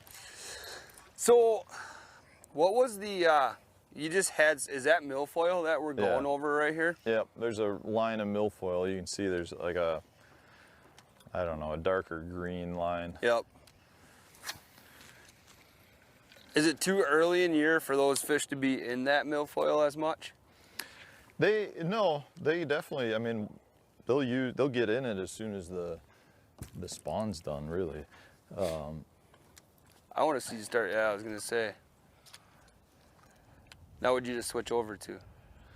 So this is a Oh my God! Dirty Jigs casting jig. Bluegills. This might get annoying on camera. What is that? If it's annoying through the microphone, because I'm just gonna keep doing that. I mean, this is Ripping it through? Yeah, one of my favorite things to do here is to stroke a jig. And in order to do it right, in my opinion, you need that snap. But it's a killer technique on this body of water. But most clear water weed lakes, it's really a technique that doesn't get used enough. So, you know, you go to like Kentucky Lake on the ledge lakes, and guys will stroke a jig down there, but you get outside of some of the TVA lakes, and nobody does it. And I don't know why, because it's really good. So basically, you're just letting it fall through the weeds and then just ripping it right out? Yeah, so I mean, it's as simple. You throw it out, you watch your line, you let the bait hit the bottom, and then at that point, so you don't reel to the bait. You don't want your line tight. You want a bow in your line. You drop it, and then you come straight up on it. And the reason for that is you want to utilize the slack line to create an explosion of the bait. I mean, you're really trying to almost like mimic the quick burst of a bluegill or a pop of a crayfish, you know, and you want to leave a little smoke cloud when you rip it through. And that's, I mean, it's a total reaction thing. You're doing it, you're not dragging it like you would a normal jig. You're just popping it through there, and when they're on it, the bite is amazing because it's They just crush it? Oh yeah, they'll knock slack. And that's the other key is when you do, and let's see if we can get one somewhere here. But normally when they bite it, you know, it's really quick. So you're at the top of the stroke. So, you know, you pop it up and you'll feel the bite when your rod's still up here. The absolute worst thing you can do is try to reel down and just set the hook from here. You'll lose them 50% of the time. They've got it at that point. You want to reel down and just hit them like you normally would. Okay. But the natural instinct is to, you know, you have it up here and it's to just pull back on it, and it's Rip it. the worst thing you can do. Well, because you're not getting enough leverage on a hook set, I would imagine. Yeah, you're just not driving that hook home. So would you prefer to do that rather than like flip this milfoil, or that's a different time and a place? I don't have nearly the success on this body of water like punching milfoil. And I mean, we definitely can try it. I mean, right now with the low light conditions, they should be outside of it. You know, the top water should still be killer. They should be out roaming around. You know, it's a thin line of it, so it's not like I'm really burying this jig down in it. I'm just kind of trying to create that reaction strike.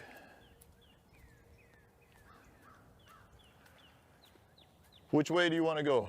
You want to keep going straight or that way? Both ways are good. We'll go wherever you go. Well, that's not an answer. So, okay, so let's talk about it. High pressure body of water, low light conditions, kind of a mini cold front, right? Yeah. And I'm not a weatherman. They're They're not up on docks, right? Not enough shade for that today? Yeah, this lake is really about the sun for docks. And they can be good. I mean, you can get up there and it looks like you're fishing 2 foot of water, but I want to know what the heck's blowing up way out in the middle of the lake like that. Get your top water over That's there. what I'm doing. There's been a lot of fish blowing up offshore.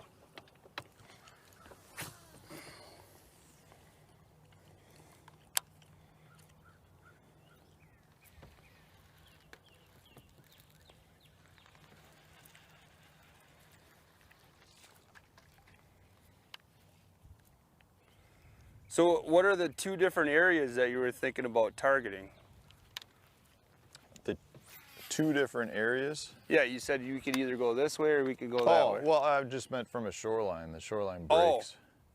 We probably should have gone that way. Go with your gut.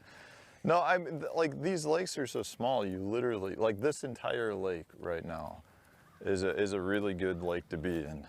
And it has probably the biggest smallies out here. And it's probably the best lake out here in my opinion right now, and for size of fish. And the whole thing is fishable. You could do the whole break line around the lake.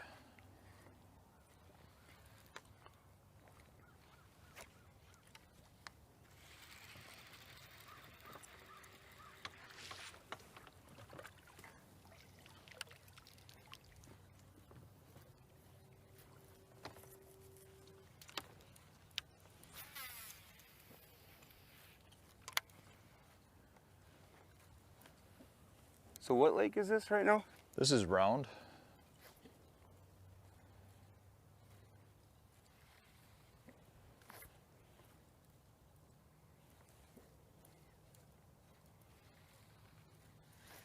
Oh yeah, that's ICC over there, isn't it? Indian Crossing Casino? Yeah, right through there. Yep. All right, I know where we are now. This is where they do the fireworks every year. I do not know that. I have not come here for the fireworks. No, it's nice. I know they get some good bands going through the Indian Crossing. Oh yeah. Saw Aaron Lewis there, what was it, 2 years ago? From Stain? Yeah, they definitely get some acts that you wouldn't expect to come through a smaller place like that, but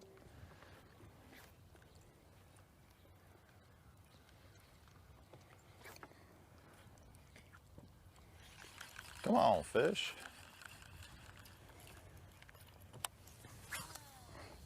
What's your biggest win to date? Biggest win? Or most successful event or tournament? I mean, I've had some top 10s that, you know, have paid well. I've done like from local stuff. When I was fishing local stuff, you know, that's mostly team stuff, but like the Cabela's North American Bass Circuit, when they were around, we won the championship on the Chippewa Flowage that one year. We've won the Sturgeon Bay. I mean, those were all like $20,000 wins, but lots of, I pride my career on consistency. Like, I feel like if you're consistently cashing checks, you're gonna have your shot at wins. And I've had my shot at wins. I just have not executed at all, in my opinion. You know, like last year's championship on Sturgeon Bay, I still don't know how I screwed that up. I made one bad call on the top 20 day and it shot me in the foot. And that goes back, we were talking about the formats, you know, the format of that total weight format was like, I got behind, I made a bad call, and that bad call really prevented me from going to another spot. And that was kind of... You're just saying like your own judgment call? Yeah, it was, I made a bad call in the second period, and you can't move during breaks. So like we had really terrible winds, so I kind of was just like stuck where I was at, and I made a bad call in the second quarter to go there. Anyways, the point is that so that if I had finished in the top 10, I just missed the top 10. But had you made the top 10, you would have gone to the final day. Weights were zeroed again, and then that was the day. It was the Saturday before the Wisco tournament last year on Sturgeon Bay, and there were like 30-mile-an-hour north winds, and it took like 40 total pounds to win. And I feel really confident that I would have had my shot at that, doing what I was doing. But so I mean, that was one that the U.S. Open out on Lake Mead, which is one of the most prestigious tournaments. I had the fish on. I was in third place after the first day. It was a 2-day tournament. One day was canceled, and the next day I went out. You get paired with an amateur who gets your weight for the day, and then they fish with somebody else the next day. But the guy that I fished with on that day, and you know, and this is part of fishing, but he literally had never fished before, and he brought his buddy who had terminal cancer. He drove him to the event just to fish it because it was on that guy's bucket list, and I ended up getting paired with the guy. So he had never fished before, which was fine, but I didn't know that. And I had a big smallmouth on that he went to net, and I mean, it was obvious at that point he had never netted a fish. You seen there blowing up on my top water? So you had it. He got stuck on the outside of the net, ended up coming off. So I lost that one, and then I had another 3-pound largemouth on a topwater all the way to the boat that pulled off, and those 2 fish would have given me the win easily in that tournament. And so I've had my shots, I just haven't executed, and you know, that's fishing. I'm not making excuses. Like, it's it is what it is. I think everyone that tournament fishes realizes that the difference between a successful day and a non-successful day could literally be 1 bite. I mean, that's one thing people outside of our sport don't realize is the line between success and failure is such a fine line that it really is extremely difficult to be successful in it, but that's where doing all the little things makes such a difference. You know, the little things, what I call the controllable variables. You know, if you can dominate the controllable variables, it just makes you a better fisherman. So, you know, what I mean by that are things like the things that you have 100% control over.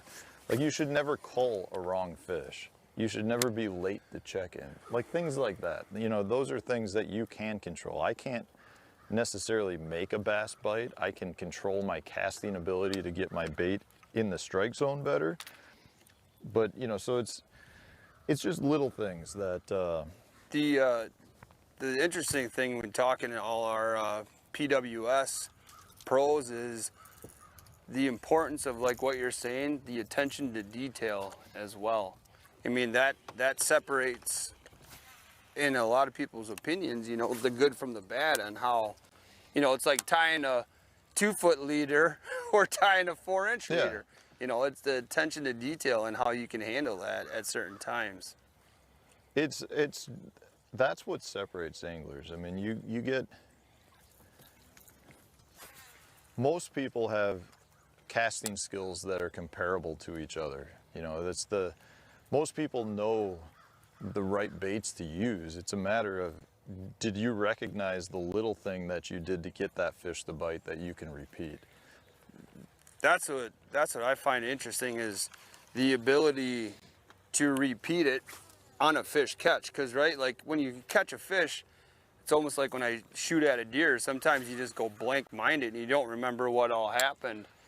You know, and then it's like, can you duplicate that back again to trigger another bite? Fishing is, you know, you're dealing with a living creature, just like hunting. You know, you can put yourself in the best position to excel, but you don't have full control over the deer either, right? You can't make there be a deer coming down that path on that day. You're hoping you just put yourself in the best position. And right. So we did, when we were talking about you building your rods earlier, I just opened up the chat, and there were a couple questions for you on that. So if I grab my phone here in a second. So let's see. Troy asks, why did you choose to start making your own rods? So that goes back to Kurt at Dirty Jigs was making rods and showing me the benefits to them. And he really he's the one that got me into it. And once you see the benefits of it and you do it and you realize how easy it is, you kind of go, why am I not doing it? You know, From an expense standpoint, you can build a rod for about half the cost of that same quality rod by one of the major manufacturers, but you can make everything exactly how you want it. You know, you can choose the hook keeper that you want, the handle, the grips. You can make the guide train, you know, space it the way you want that fits best. There are so many benefits to doing it, and then you can do it at cheap, you know, at a discount. The only difference is now you need to put the time and effort into doing it. And, you know, from a build standpoint, you're looking at probably, once you get it all down, I mean, it probably takes an hour and a half to do everything. To build it from start to finish? Yeah, I mean, it takes, I'm gonna get down in here. It takes a little bit more time there's a lot of drying periods, right? So if you're doing the drying periods, it's a couple day process, but that's what, you know, it comes down to. And So then, if you have the time, it's a fun thing to do. Plus, you know, you can build a rod exactly how you want to build it. is there a lot of equipment involved in building your own rod? Yeah, so well, that's the other thing. There is a little bit of a startup expense. For a couple $100, you can get everything you need, from the rod wrapping station, the drying racks, the turners, you know, and the epoxies and the threads that you need. But you're looking at about a couple $100. But once you have that, like, You don't need it again. yeah, you're good to go. So then Joe asked, what types of components and grips does he use on his rods? Joe had mentioned he's been building his own rods for the past year now. Sure. So all the blanks that I'm using are MHX blanks through Mudhole. Those, I have found them to be absolutely fantastic, high quality blanks. And from a component standpoint, I am a huge fan of the wind grips. So most of my grips are all a wind grip, in one form or another, I guess you'd say. And then the components that I'm using most of them are the CRB components and guides, which again are through Mudhole. But I do use as well some of the Fuji components. But I'm switching over mostly to the CRB stuff, the custom rod builder stuff, which is all through Mudhole. But I think Fuji, most of the other components that I use are Fuji stuff if I don't have the CRB stuff that I need. It's really rewarding. I will tell you, the worst part about rod building is when you break one, you feel like crying. Right. Because you can't take it back to the reel shot, you know, or someplace and get a warranty fix on it. You know, you look at it and you're like, well, the blank might have a warranty on it, so you can have a new blank sent to you, but you got to sit down and do it again. Yeah, you got to rebuild it from start to finish. It's a great, like, it's an awesome hobby to have for us up in the North Country. Like, that's what I do in the winters now. I used to make all my baits and stuff. Now I do all the rod building, and I try to have, you know, I've got my favorite blanks. I try to have, you know, 1 or 2 spares, so that if they do break during the tournament season, then I can just grab one off my rack and it's ready to go. But it's the coolest part to me about building my own rods is you learn so much more about your baits and how, you know, certain blanks will work better with certain crankbaits or certain lipless baits. It's just amazing how much more you learn about actually being able to utilize your rod to maneuver a bait to the way you want it to work. It's something that I think you won't get that until you build the rod, because Build a couple. Yeah, it's totally unique, and I think it makes you a better angler because of it.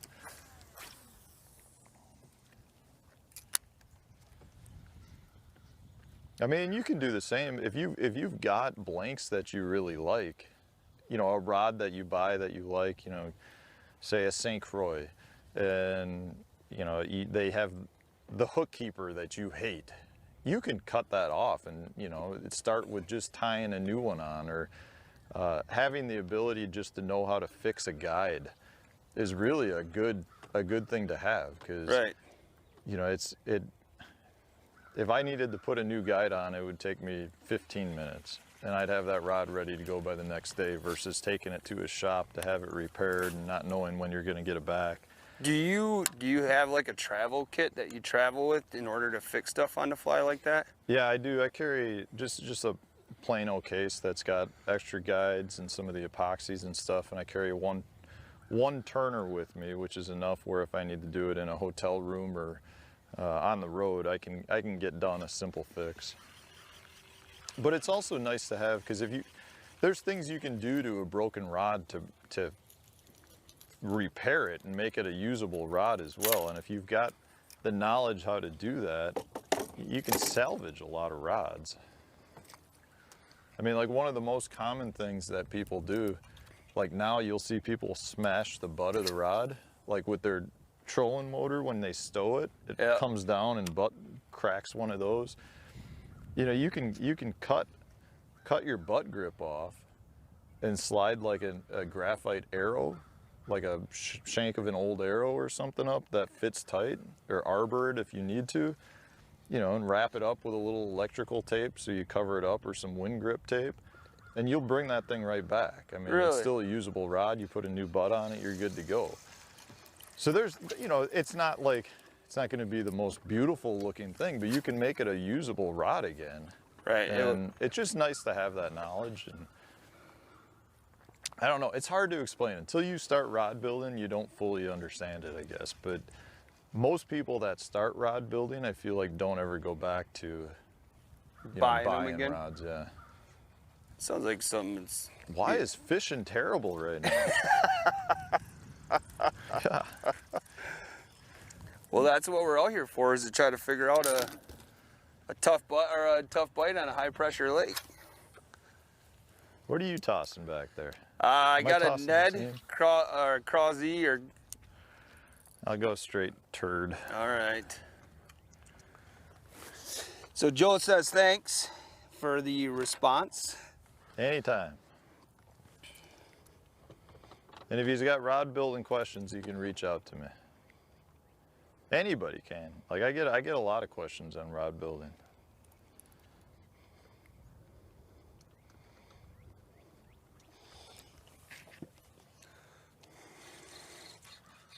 So I think what we're gonna do is just go to another little break, and then we'll be right back. Try to figure it out. So if we want to make another move at some point. Yep. That's code for he wants to move. So yeah, we're gonna go to a commercial break, and then we'll be right back with more live action on the guided life on the Wapaka chain.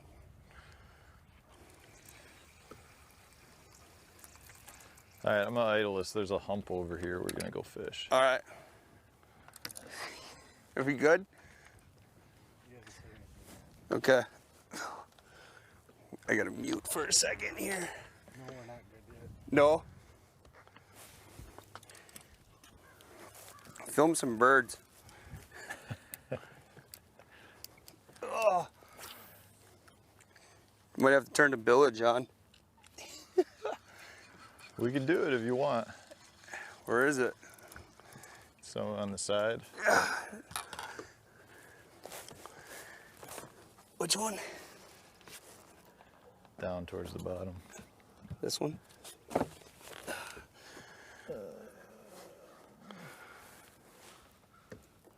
Well, that's not gonna work because there's nothing in there. Here, Well, just, we'll turn the aerators it's on. reality.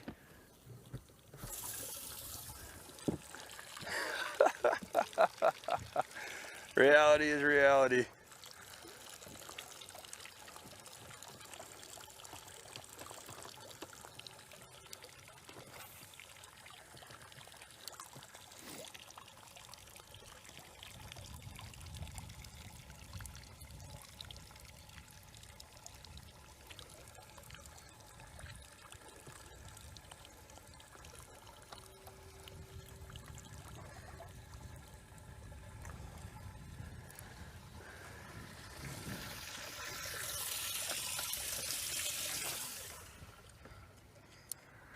I'm gonna idle this over there. All right.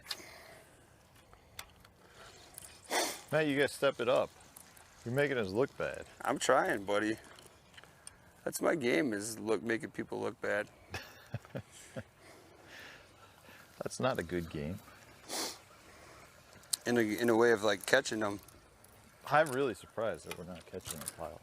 Like, I think just we're getting gonna- a pile of little ones. But We're gonna get on that hump and figure it out.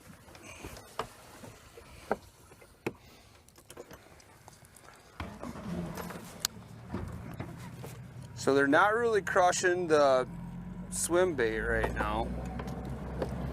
I'm getting a I lot. would try the Nako is good, or a drop shot can be really good if you got one rigged. All right, let's tie up the Nico rig. Should be I'm actually getting chilled. Like, it's actually kind of chilly. The nose is starting to run. That's always bad for camera.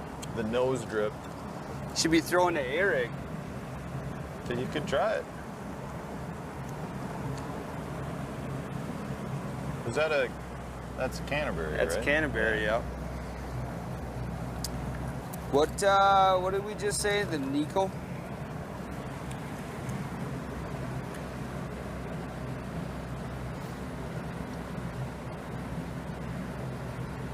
Did he hear you? Heard all? Must be busy doing something else.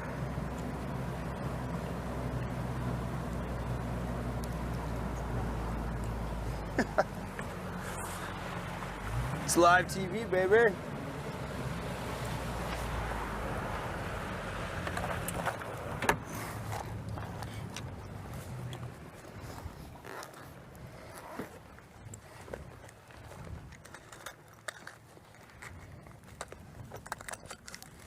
So I am gonna try Nico rigging.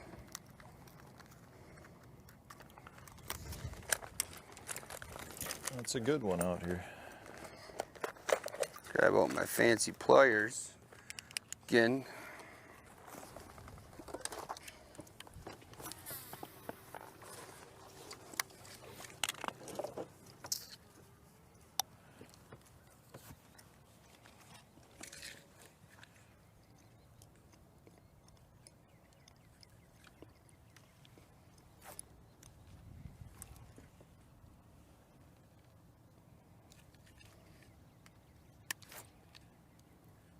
So what other kind of hobbies do you do, Matt? Besides build rods and... Man, I mean, most of the stuff is centered around fishing, but I do really still enjoy the financial markets. So I dabble here and there in some trading, but oh, there was a bass, just chased that up. We did just get chickens, which we had a little scare yesterday. Oh, you got a fox or something? Yeah, well, they're, what are they, probably about 10 weeks old at this point. And yeah, I let them out.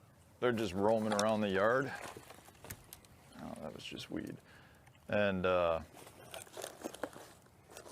went out around lunchtime and they were all gone. And I went down, I'm looking in the coop, I'm like, where are chickens, where are you? And we got some raspberries off to the side, and all of a sudden 10 of them came out of the raspberries, which is just, we haven't experienced anything like that yet with them, where they normally follow us around the yard. If they see you come out, they're all standing on your feet because, you know, they want food or whatever. And we went all over the yard looking for the other 6, and never found them. And I cut the lawn a few hours later, and the other 6 were hiding in some, I don't know, it was just a little flower patch, I guess. And I was cutting right by it with the lawnmower, and they never moved. And one of them, you know, they eventually came out. I was standing there and they came out, and one of them definitely had been attacked and had a little bloody spot on under its wing. So I think that pretty much scared the bejesus out of the rest of them. So they just kind of hunkered down. Yeah, they all were hunkered down. I have no idea what it was, but we probably need to be a little, there was one. Oh, he just came off. Probably need to be a little bit more careful with, you know, just having them run around, but you know, that's kind of the whole plan, was to let them graze the yard, you know, so. Well, and they help keep ticks and mosquitoes down and stuff. Absolutely. Did that fish hit on the drop? The first stroke, he clobbered it way up high, and then I reeled down, and it just didn't have it. All right, so it sounds like now we are able to go to commercial break, but you know, we have Matt stroking the jig up there, and then I'm gonna rig up a Nico rig or even a wacky rig, but these are a couple of quick little pliers here that the Real Shot sells. These things are awesome. It's made by VMC. Put the little keeper on there, and the cool thing about the keeper, Travis, I'll show you, is this keeper from VMC has 2 different slots on it with 2 different holes on it, so I could rig it Nico style, or I could go crosswise to rig it wacky style. But I just take the back side of my worm, open up the pliers, drop this in, find about the halfway point. Oh, you're hooked up now. Begging? Yeah. Doesn't feel all that big, no. But you might have found a pattern.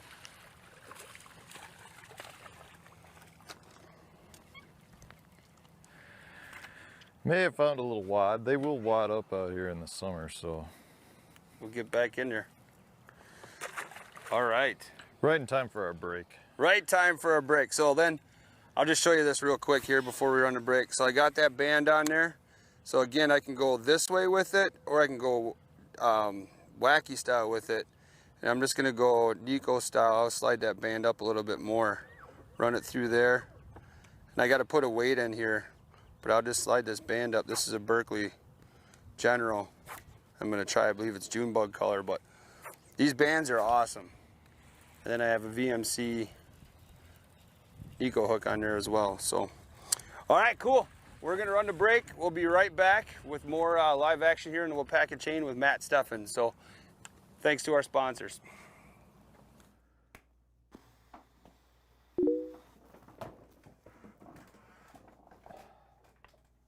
Do you guys price match? For the love of God, that's like the 15th time today. Matt, I need your help. Matt, I really need you guys to actually like get on a video right now and tell everybody about our price matching, because this is like the 15th message I've gotten today about price matching. So please, for the love of God, make the video.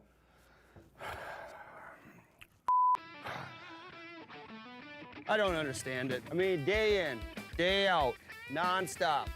Phone calls, messages, Instagram messages, Facebook messages. Do you price match? Can you price match? These guys are having a sale. Those guys are having a sale. Price match this, price match that. We do price match here at The Real Shot. We will price match any of our competitors because we price match. I mean, we're talking price match. Seriously. All these amazing products and all you people care about is price match. We do price match, and that's all I'm gonna say. Get into The Real Shot, bring a competitor's ad, and we will price match. I'm out of here.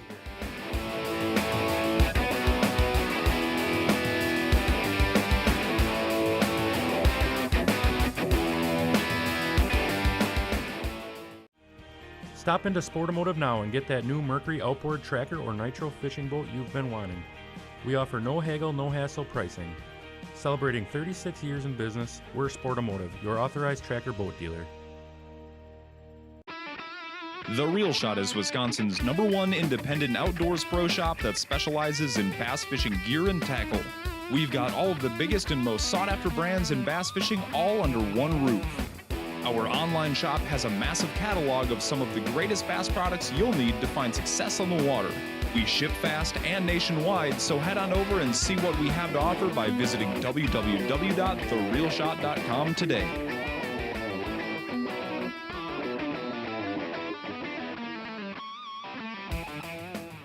Here.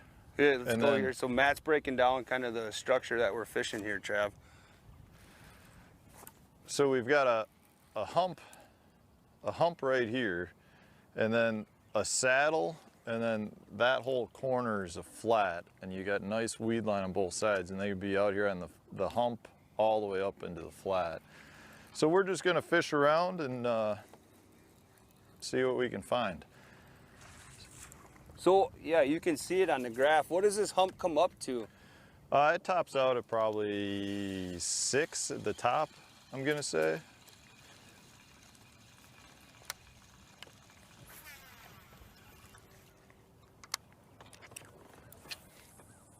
Oh yeah, you can see some of the shallower water Yeah. right there.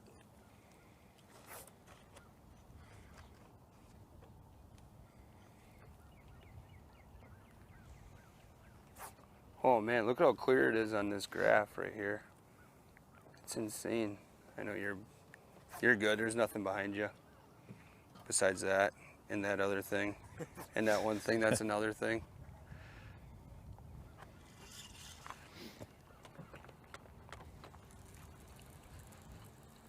That right side graph before it was pretty clear.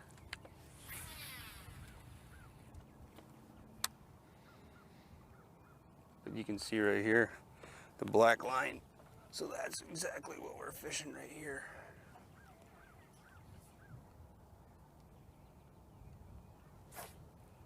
You can see it right here as well. That's crazy. I don't care what anybody says. I mean, having those good graphs like that has got to help make you a better fisherman. Oh, it doesn't hurt. The key to graphs is to know how to use them. Like, a lot of people just have the graphs, put them on their boat, and it's like they don't know how to use them. They don't even know what they're looking at, and that's the biggest thing.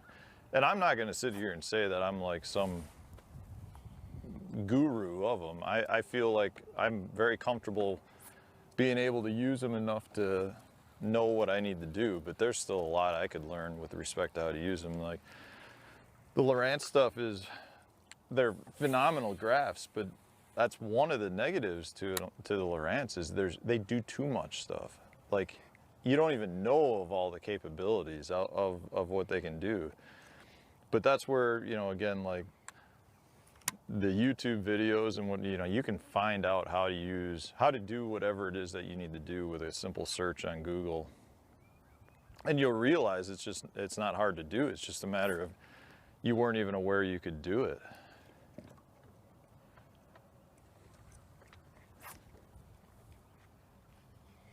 So with that technique, are you straight fluoro? Yeah, I'm straight fluoro because I want to create that explosion. You can do it with braid, but I'm not a fan of braided line in super clear water. I just feel like it really limits the number of bites. So I really like it with fluoro. I feel like because there's a little bit of stretch that you get that stretch acts as like a catapult sometimes as well and lifts it off the bottom. It's all about just snapping it and getting that quick snap. Like you'll see some, you know, you can't just raise it like that. You're not going to get that burst that you want. And you don't want to do like a double pop. You just want one big stroke that goes from slack line to the bait, and that'll just launch it, and that's what gets that reaction strike. And the bite is awesome because when they hit it, it's usually like just a solid punk. Smoke it. So I made that mention earlier about throwing the A-rig, and a good buddy of mine I went to high school with is trying to egg me on to throwing it right now. Do it. I don't think I have the right gear to throw it though. I didn't bring any A-rig stuff with me really. You got a lot of luck in the umbrella rig? I mean, when you're on tour, do you ever throw it much? No, we can't throw it anymore. Oh, really? Yeah, they don't allow it. But yeah, if you can throw it, it's a deadly bait year round. I mean, it's really a good bait. Like it's the one period of time it doesn't necessarily shine all that great is in the summer. It still works good. It's just a lot of time it's harder to fish it because you got your weed growth and that type of thing. But I mean, you want to catch the biggest smallmouth in the state, head up north in the fall with one, and you know, or get over to Sturgeon Bay and give it a whirl. I mean, it's really amazing how that bait will draw big fish into biting. It's something to watch people catch fish on those too. I've only caught a couple on the A-rig since I've really started throwing it, but That's a fun bite. Kyle Carpenter is like one of the best in my opinion. Again, in my opinion, and it's just fun. And that's like his go-to bait. Yeah. He'll throw that on any body of water he can. Yeah, I mean, it gets the strikes. 100% gets the strikes. And if you can use it in a tournament situation or a tournament, you probably should have one tied on just for, you know, a cast here or there if it's not your main ordeal, because it will get you a giant bite. But I don't believe by any means that it's like some tool that outfishes everything else, and I don't think it should be banned personally. I think, without getting too political here, I think a lot of that had to do with politics of the tournament organizations and sponsor companies losing sales to everyone buying Alabama rigs, or that was the concern. And I think there are times and places that, yeah, if you're not throwing it, you're missing the boat, but I don't think that you can't compete if you're not throwing it, that's for sure.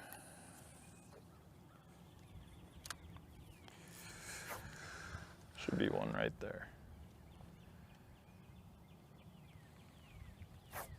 But do you feel the tops of the weeds different? No, it's the inside saddle. It's usually a good spot. We've fished a lot of good stuff so far, and we've had a lot of taps, and that's it.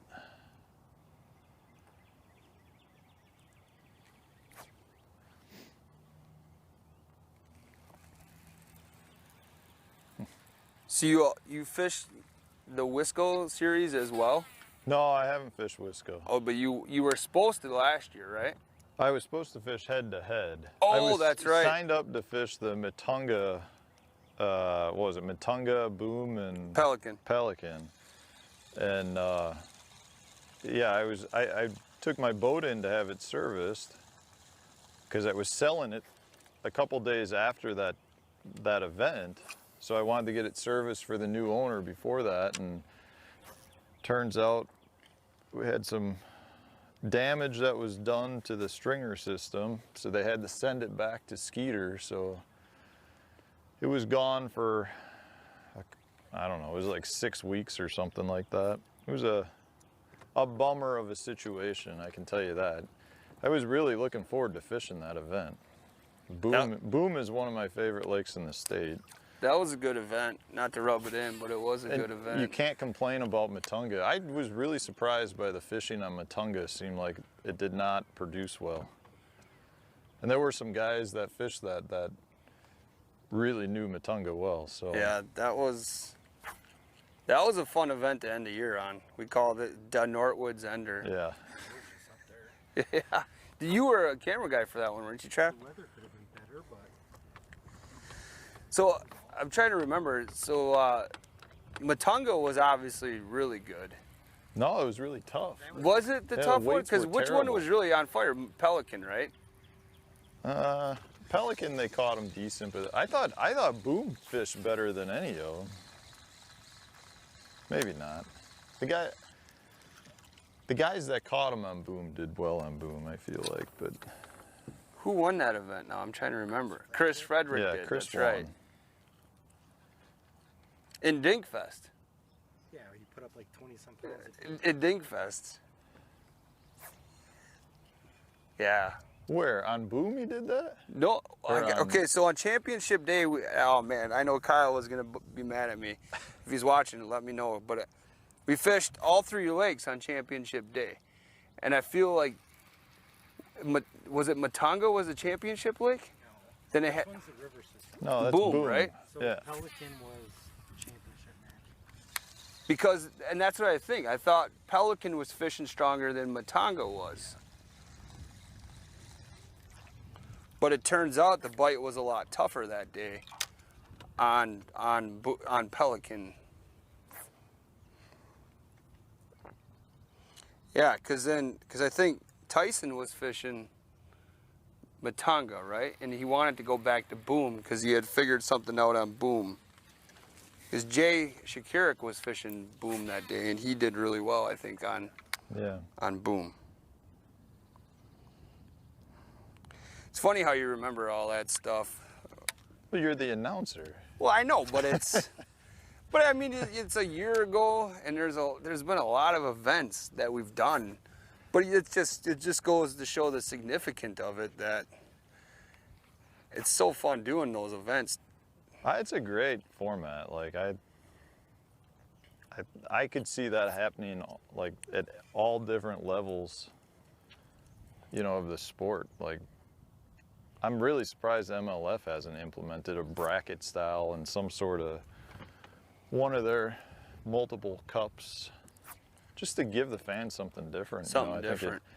I think it creates a lot of the attention on the anglers at that point, you know, where the fans will be like, okay, I want him versus him, but you get to, you know, it's so many different matches that the fans get to root for, and they can follow along, and it's kind of like fantasy fishing. Like, I was disappointed when MLF got rid of fantasy fishing on our side, because it gives the fans a reason to interact with the anglers. So for anglers that are not well known, you know, it forces the fans to be like, who is Matt Stefan? How has he done on this lake before? It makes them learn about the anglers, which just creates a little bit of a connection, which is good for the sport.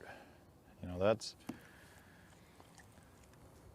we got a long ways to go in the sport if we want to truly make it a professional sport like some of the other ones that are out there. And you know, I think the potential is out there. I mean, there was one. Oh, I saw the line jump on that one. The amount of people in our sport right now is greater than it's ever been.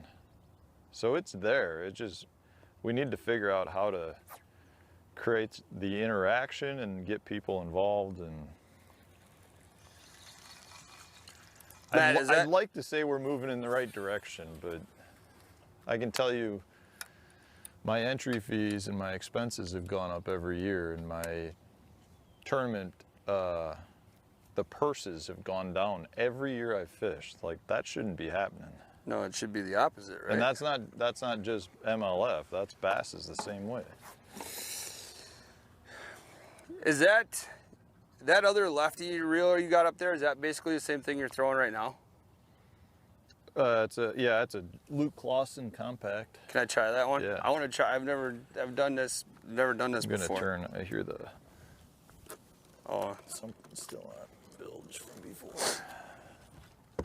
so you're gonna have to walk me through it. So bomb it out, catch a fish, and then set the hook when he bites.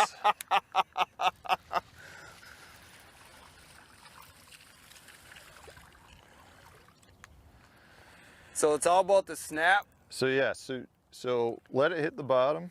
Yep. 2 minutes. Sorry, Bass. 2 minutes. Sorry, Bass. Throw it out, let it hit the bottom.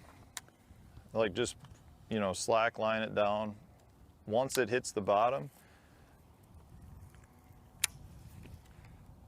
then you now. just gotta. I'm So noticing that- like you're. So I use the bottom of the rod to really create that snap. I mean, you can do it different ways, but yeah, you want to just stroke it higher, but you want to start with your slack, with a bow in your line. I feel like I'm doing it, but don't reel up the slack as much, right? Yeah, don't reel until it's tight. Just you got your bow, let it hit the bottom. Once it's on the bottom, you just snap it. And you want to hear that. If you hear that kind of that snap as the line comes tight, that's indicating that you've got it. You've done the right, right yeah. thing. It's a little more interesting than what it appears to be. It's fun. It takes a little bit of a. I can't get the snap. You were too tight on that one. I was too tight. Okay, so we gotta get the bow. All right, let me practice my snap. Dude, this reel's been beat up. Is that the loose one? I got a loose one. I can get you a new one. No, you're good. You want this one? I'll take No, that one. no. I'm just saying, this is 11 years of catching donks. That one's caught a lot of fish. Too tight again. So it's almost, so I got my bow right now. You reel up a little bit, so you still got a bow at this level. I mean, when I'm dropping it, it's complete slack. Ooh, that one I had a little too much slack. Okay. So down. The other thing you gotta keep in mind is when they bite it when it's on the bottom, like if you're not holding it hard enough your hand and there's a fish on there, like you'll go to snap it And it'll rip it out of your and hand. it'll rip it right out of your hand.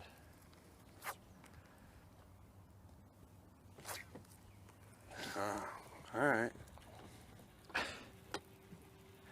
It takes a little practice. I learned from a buddy, Chuck Rounds, who's like a Kentucky Lake legend. And he showed me how to snap a jig down there. And I've brought it up here and it's killer. But it's a killer technique, like you don't have to have a jig. You can throw like a tube. It's a great... Snap a tube? Yeah, snapping a tube is a great thing.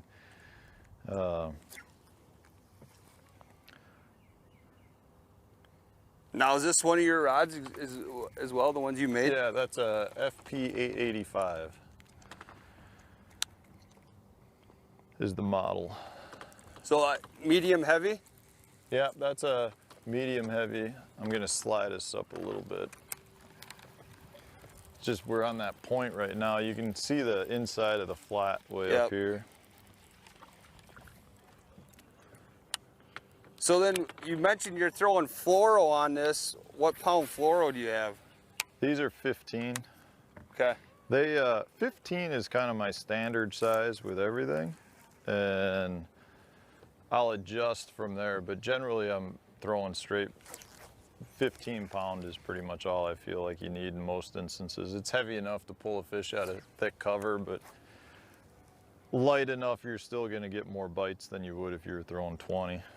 And it can handle the snap presentation there? Oh yeah. Now, I like this. This is an interesting technique. I mean, it's like you said, it's something different that on a high pressured body of water like this, not a lot of people maybe implement this. I'll tell you, if you're fishing pressured body of water, it's a great technique. And if you're a weed line fisherman, you gotta try it. It's something that you don't see in Wisconsin, and I've had a ton of success with it. And like I said, at one point I used to keep it secret, and I don't have any secrets anymore. There's no reason to Oh, do did you that. hear that? I had a little, That sounded that wasn't good. bad. Oh, we're getting there, guys. Hey, we're getting See, someplace. That boat over there right now thinks we're getting bit on every cast. If anything, you just do this when you want somebody to come fish your juice after you leave it, because you're like, there's no fish here, but it looks like there's a ton. But a lot of times, then you're not you're slack falling in, or Yeah, you are. it's a controlled slack, so you want to know if you get bit, Yep. but you don't want to slow the fall. And you know, from a jig weight, you probably don't want to go any lighter than a ½ ounce. You know, these are ½ ounce, but we're not fishing super deep either. You know, if you're fishing, I would say down to about 14, 15 foot, ½ ounce is fine, but don't be afraid to go with a heavier jig. So this was my question, and it kind of happened here with this. What is this, a pit boss? How Yep. do you keep your bait from ripping off when you're such aggressive snap? I don't normally have an issue unless it's an old pit boss. Okay. So that one might be chewed up. That's right. He just said it's. Here, you want a new one? He just said because I snap it so hard. You are really aggressive. You Yeah, gotta if you wouldn't finesse mind. it. You gotta snap it hard, but you gotta finesse it. Yeah, if you got to do one. Yeah. Let's really send this bad boy up. I don't think I have Berkeley, one of your sponsors? Yes, they are. Have you designed anything through Berkeley? No, I got some ideas for them that we've discussed a little bit, but nothing that has made it to completion, I guess. I'm excited, Travis, to potentially catch something on this. Bass like nuggets. Oh, really? Has he got chicken nuggets up in there or something? He's holding out on us? Smallie nuggets. You got like Smallie two 20 packs of chicken nuggets.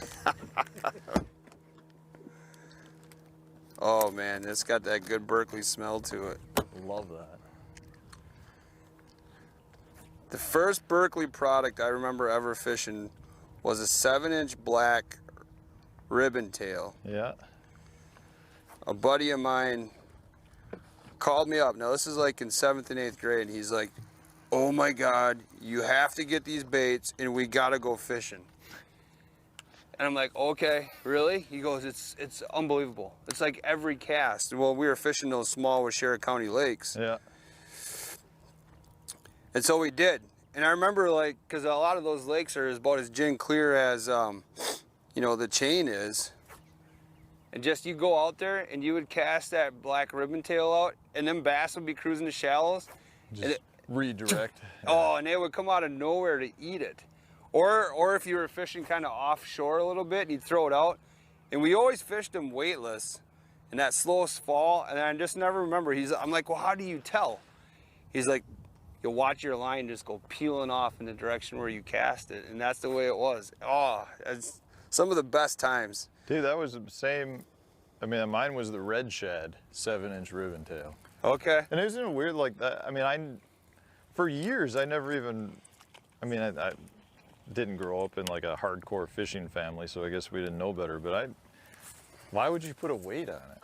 Like, Right. It was always weightless. If I used Weightless. whatever plastic worm it was always weightless. Yep. I remember reading Bassmaster one day being like, I could put a bullet weight on the front to get it deeper. Yep. It's funny, like, a lot of people, you know, they have years that they want to go back to. Mine would have been like 7th and 8th grade. We get dropped off. You know, it's before I actually had to have a full-time job. And we get dropped off at my buddy's cabin on the lake, and for days on end, we'd just go fishing. That sounds like fun to me. I'm like, oh man, I'd go back to 8th grade for sure. That was the year. I'd go back to college. I still have no idea how, like on $20, that would last you all week. When you were going to Point, did they have the fishing team they do now? No, dude, no. I'm bringing up a sore spot. So I went to Notre Dame High School in Niles, Illinois. They were the first school to start a fishing team in Illinois. And Illinois, I think, was the first state to have it as a sanctioned sport. They started it 2 years after I left. Then I went to UWSP, and well, they started it 2 years after I left there. So you were... So I missed out on both, yeah. It's probably a good thing. Like, I don't know that I would have made it through school. And I think it's great. High school and college fishing is great. I think it's really good for the sport to get people in it, but I gotta tell you, everyone who's out there watching, guys, this is one of the pieces of advice that I give. So if you know somebody in high school or college, Get your notepads out, people. dude, it's just simple. You gotta have a fallback plan. Don't go to college going, I'm gonna be a professional angler. Because there's two issues with that. One is it's really hard to do. Right. Like to make a career at it. And two, you if it doesn't work out, you gotta have that fallback. You gotta have something to fall back to. And in my opinion, the best thing to do is not go right from college into professional fishing. It's to get a job and get stabilized in life. And you can work in professional fishing and tournament fishing on top of that. And if it doesn't work out, you're not gonna go broke. Like, I feel really bad for these kids who are going to school and coming out of school with huge college debts. and then they try to fish professionally or make tournament fishing a living for 2 years or 3 years. And next thing you know, they got debt from fishing that's as big as their college debt. And it's like, that's not a healthy way to go about it, in my opinion. So that always kind of leads us into like the question is you know, what other advice do you have for somebody that wants to just, because obviously it's easier said than done to do this full time. Yeah, I mean, right now, like, so being a professional angler can be lots of things. You could be a tournament angler, you could be a guide, you could be, you know, a mixture.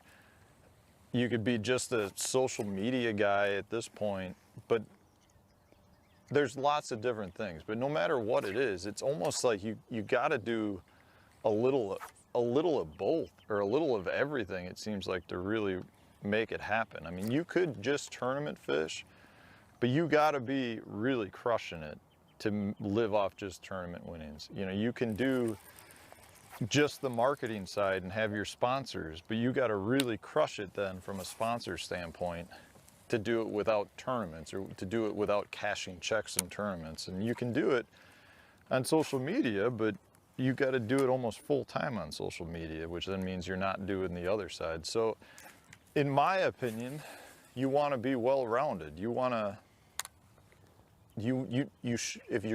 if tournaments are something you're interested in, you should perform at a level that's good enough where people recognize that you're capable of doing well at tournament level. Like, I realize I am not a household name throughout the country, but I will tell you, like, I have the respect of my fellow competitors because they see me as somebody who can consistently cash checks. I make the championship. You know, I haven't finished worse than 41st in points in the last 7 years, and that's out of 160 guys. So, you know, I feel like that's good.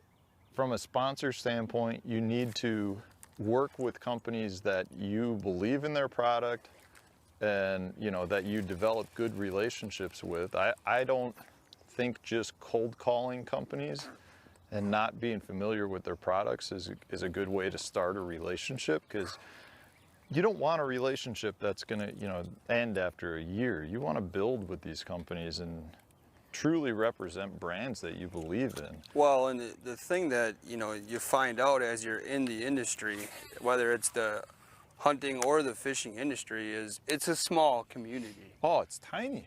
It's unbelievably you tiny. You think about how potentially big it really is, and it's way smaller. Yeah, it is really crazy. Like, you know, so if you burn a bridge, chances are you'll run into that bridge down the road, because yeah, it really is a tiny industry.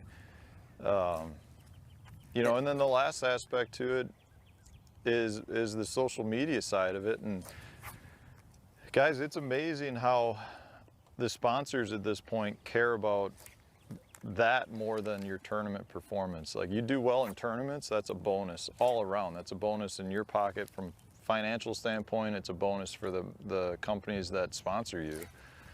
But like, that's what matters, is the social media. And what I'm finding out now, and I'm late to the game on the whole YouTube thing, is that YouTube is probably the most impactful source of social media right now. But you should still try to do everything, and that's to your benefit as an angler, because it builds your personal brand while you're promoting your sponsor's products. So you're doing multiple things at once by making your social media posts. And the nice thing with YouTube, you know, over the other social media brands, is it can be a revenue source if you want to make it into a revenue source. I mean, there's a lot of work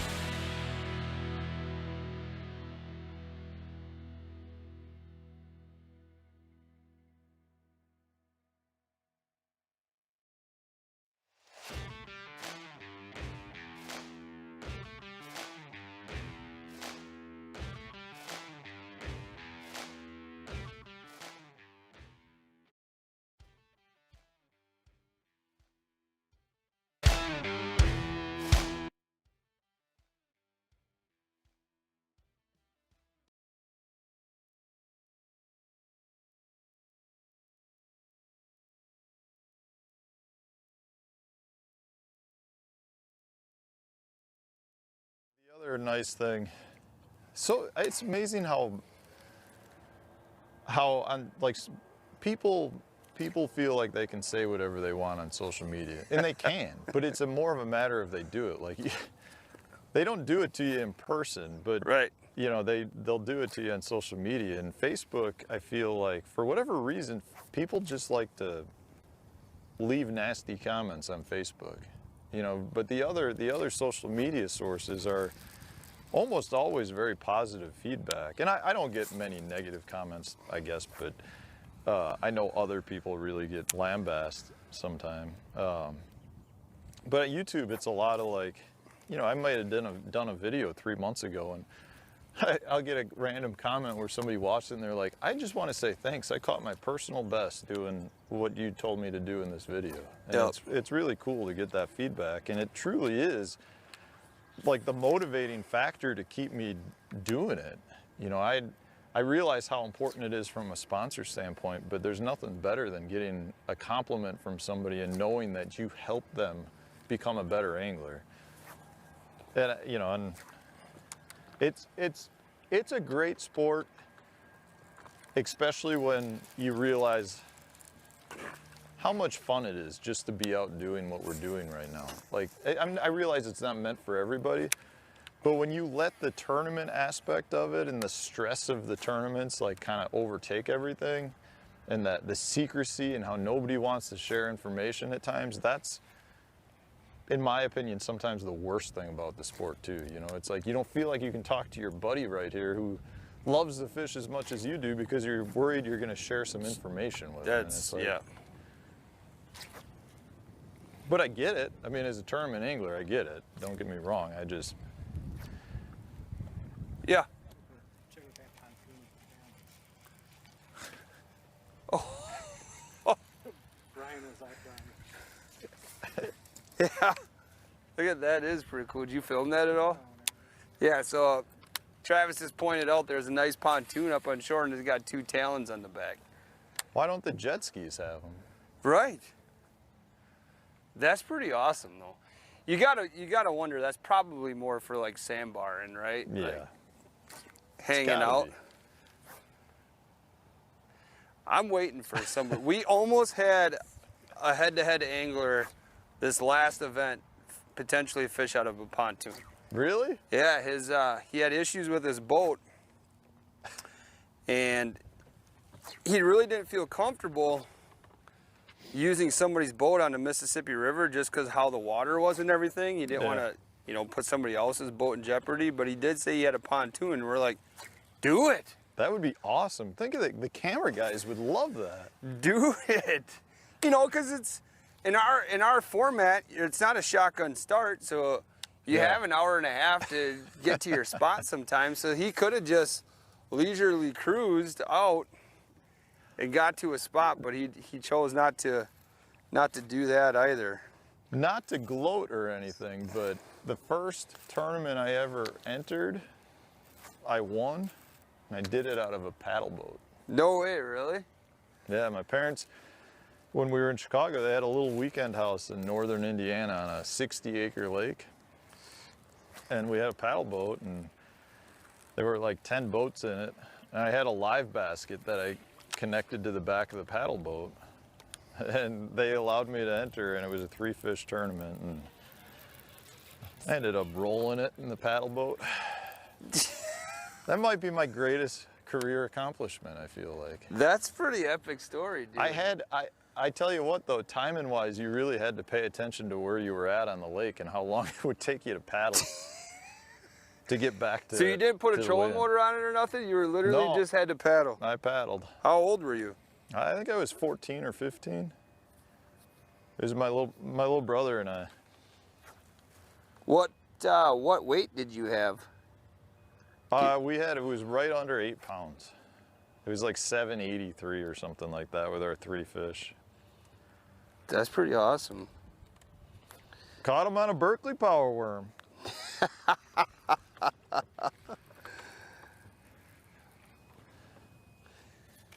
We one of our PWS anglers won a bass event out of a out of a canoe Really? in Indiana as well. Randy Gaines. Did he use it to get into an area that he couldn't get into? No, he said that's all he had at the time. And it was the same kind of thing. It was his sister and him, and they let him enter it in a canoe, and he ended up, if he didn't win it, he took like second place, and everybody's like, no way.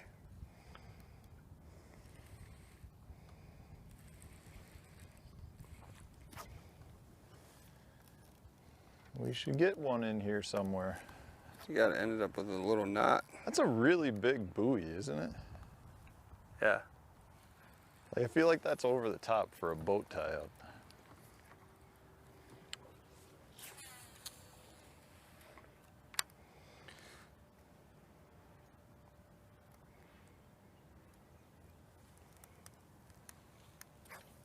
All right, so we're talking high pressure water, high pressure situations like tournament day. What are you doing right now during these conditions? Are you going Cinco in? No, I would be moving spots more than we are right now. I would probably be throwing that swim bait a little bit more, but I would not be Cincoing yet. Too early in tournament day to Cinco? No, it's never too early to throw your favorite soft stick bait, but I just wouldn't be there yet. Goes back to your... I would honestly like this lake. I prefer it in the afternoon. I like it when the sun comes out. Yep. And there usually is a little. There's normally a decent morning bite, and then there's a little bit of a dull period, you know, for until like 11 o'clock. Once the sun gets up, because that's what positions the fish, and that's probably why it's a little tougher right now. There's still pretty low light. I mean, right. There's really nothing. It should start changing here once we get the sun out, but I wouldn't be sweating it yet unless it was a total weight format, and then maybe I'd be sweating it. But then we'd know if everybody else was struggling as well. Right. We'd be able to tell. I think that's another thing you got to, as a tournament angler, you need to, if you're confident in your own skills and you're struggling, the chances are the majority of the field is Somebody struggling. else is struggling Yeah. as well. What's the toughest bite that you've ever fished in a tournament event? Oh man.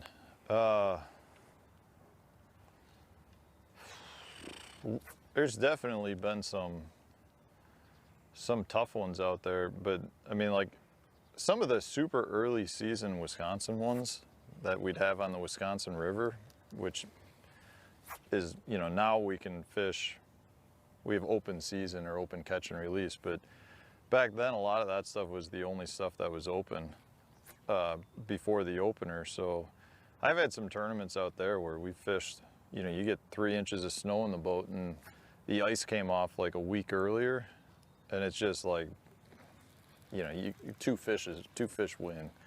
Jeez. But I mean, we've had some tournaments down south that have been really tough. You know, the Red River one year I fished there, and that's not a great fishery to begin with, but I think it took like 5 pounds a day to cash a check in that one. 5 pounds a day? Yeah, it was brutal. It's amazing how you can go to some of these phenomenal fisheries, and if you hit it wrong and things don't line up, it's like there's not a bass in the lake. Right. You know, it's like you'll go there 1 week and it might take, you know, a top 50 might be 8 pounds, you know, which is a small limit both days if you can do that. And, you know, the next week it's like you need 15 to cash a check. I mean, it's just amazing how they'll turn on and off. But, I mean, I like to compare fish to humans as much as I can. I mean, it's one of those things, if we get a severe cold snap that comes through the winter or something, we're not out and about and all that active. You're buried up in your house, you know, and waiting for a little warmer weather to come. You got to think that they are somewhat similar, and, you know, there's periods they want to be active and there's periods they're not active. being able to fish through those are really the key. Just consistently catching fish is Yeah. a tough game. I mean, we're obviously doing a good job of showing that today. I mean, well, that's what you said when I pulled in. You said the first half we're going to make it look tough, Yep. and then the last half we're going to light it up. Light them up. And so that's what we're out here doing, is fishing water that is just terrible to not catch anything. And then we're going to hit the good stuff and show you that, you know, what can happen. Right. I do think, though, I mean, we've got our sun poking out now, that stuff will change. Either that or we can just go to the harbor once the harbor opens up and eat lunch and call it a day. It's been known to happen. I did have one, this doesn't say that much, although fishing was good. I did have one guide trip out here where we came out and we met at probably 8 in the morning. We caught a bunch of fish, and at like 10:30, he said he was hungry. And I was like, well, I think the harbor bar opens at like 11. We finished the guide trip up there, which is what he wanted to do, and Right. I was all right with it, I guess. It was a good time. What's your big out of this system? The biggest I've actually landed was probably 5.5, so not, you know, a nice fish, not giant. I have seen some absolute giants, though, that I've either lost or had, you know, and when I say absolute giants, I'm talking probably pushing close to 7 pounds, like really, for a Wisconsin fish, really big. And this is one of those bodies of water that is a smaller numbers lake, but there are some giants in here. It's like you There's knew. one of them. Rock bass. Does that even count? That might be bigger than mine. Big old rock bass. Look at the eyes on that thing. Down south they call them, well, like southern Wisconsin, they call them Rambos. You ever hear that? Rambos? Yeah, in Lake Geneva they call them Rambos. Down south they call them spinners. Because when you fight them, they spin? Yeah, well, I won't say it on TV.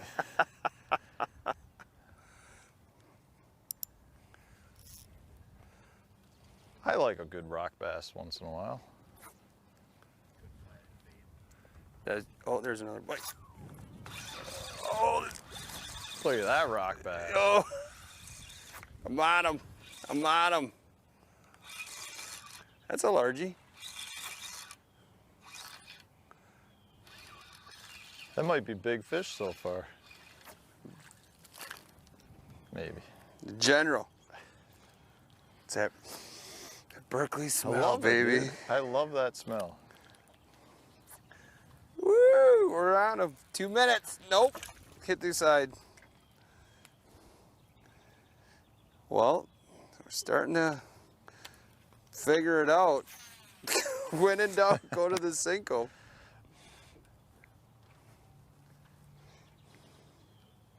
Hey, big fish eat Cincos, Matt. They do. Dude, it's a great bait. I've won a lot of money on that. You can't go wrong with it. I won't argue that by any means. Just reminds me of, like I said, those days in 7th and 8th grade just fishing that black ribbon tail. Even the rock bass like it. That's right.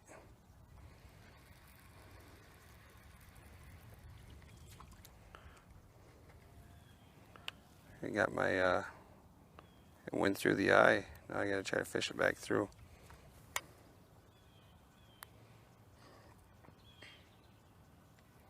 Here we go. Here we go. Here we go. I'm ready. All right.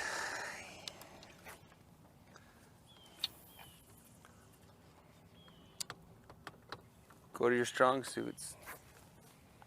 When in doubt, When in doubt. confidence is key in the sport. When in doubt, Cinco it out. It just gets bit. Dude, I will not argue that, man. That's a pretty cool place right there. Back of the boat says Roll Tide. Roll Tide from Bama. They're everywhere.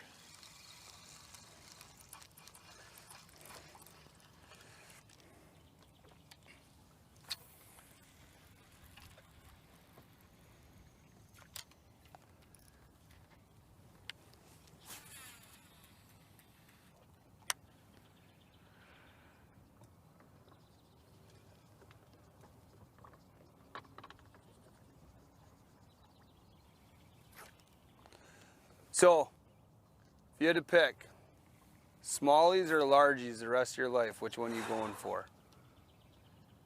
Wow. That's like a cruel question. I mean, it'd be hard not to say smallmouth.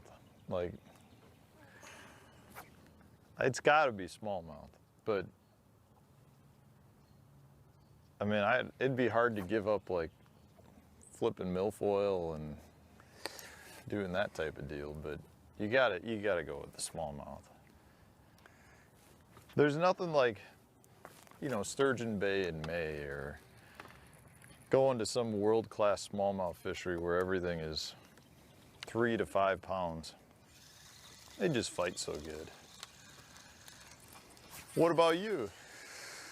Oh man, I guess just based off my limited knowledge on, you know, I like fishing heavy stuff. You know, I like flipping it up in some brush and just getting donked in there. So I would have to say as of right now, largies. But, you know, if I would have your experience on some of these more, you know, I've been up to the bay a couple of times smallie fishing and I've had an absolute blast.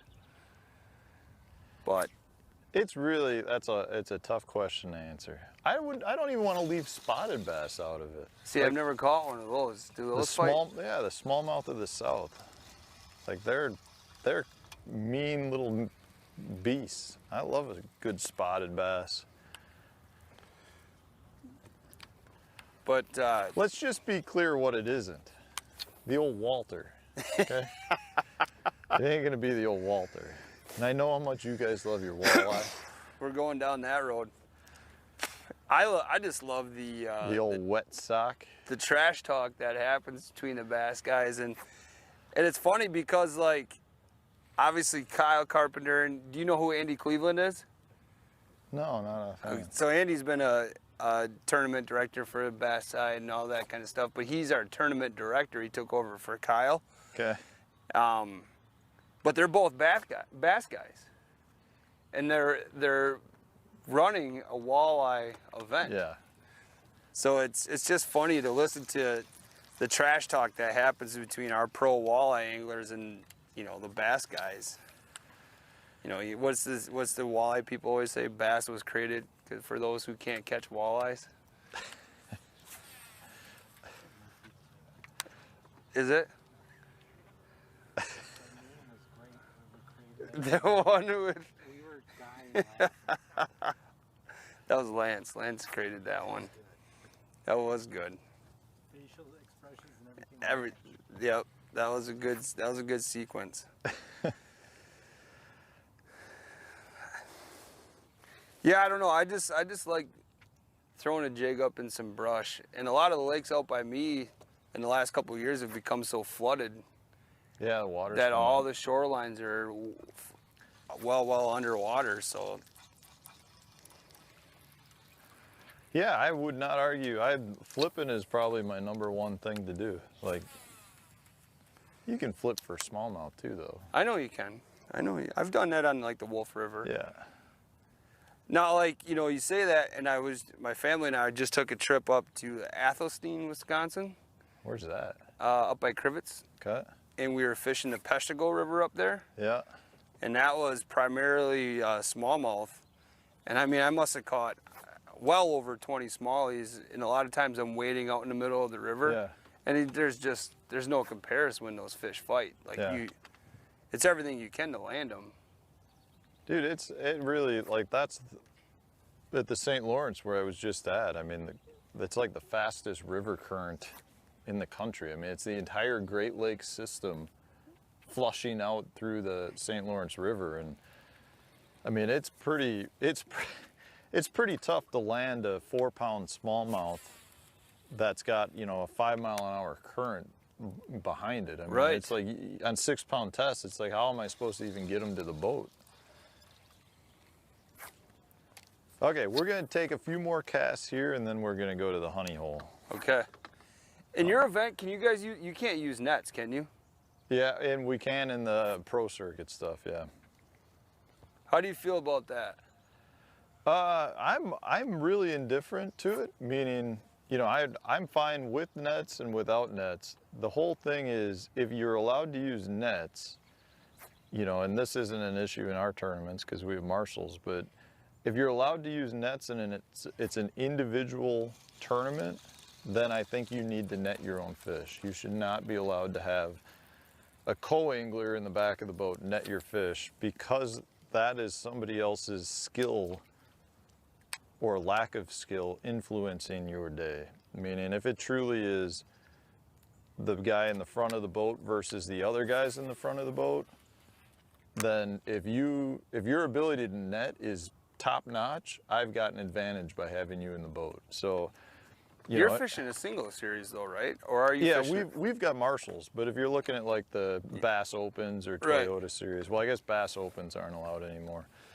I personally, I kind of like not having nets. Like I think it just takes that out of the equation. You don't have to worry about having a net, but if I'm allowed to use a net, I'm gonna use a net. Like, I think it's a good thing to be able to do well if you're allowed to use a net. But I do think the trend is kind of going away from it right now, for sure. Away from nets? Yeah.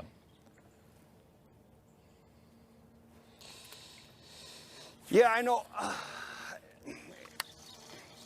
Like bass just seem like they're made not to be netted. But when you're throwing crankbaits around and topwater Yeah, baits, trebles all over the place, it does make a lot of sense. It's kind of scary going down trying to grab a fish that's got a mouthful of treble. Oh, It's yeah. like, it's not. And I think you can argue. I think you can argue both sides, but I think you could also argue that it's better for the fish to net. To net them. Like if you're boat flipping a bass and shooting him in the boat, I don't feel like that's a great thing for the fish. So the net doesn't prevent that, but at the same time, does the net remove more slime and from the fish? Does it dry them out? I don't know. From a tournament standpoint, if I'm allowed to use them, I'll use them. I just don't like it when somebody else in the boat is allowed to net my fish. I don't think that's the ideal situation.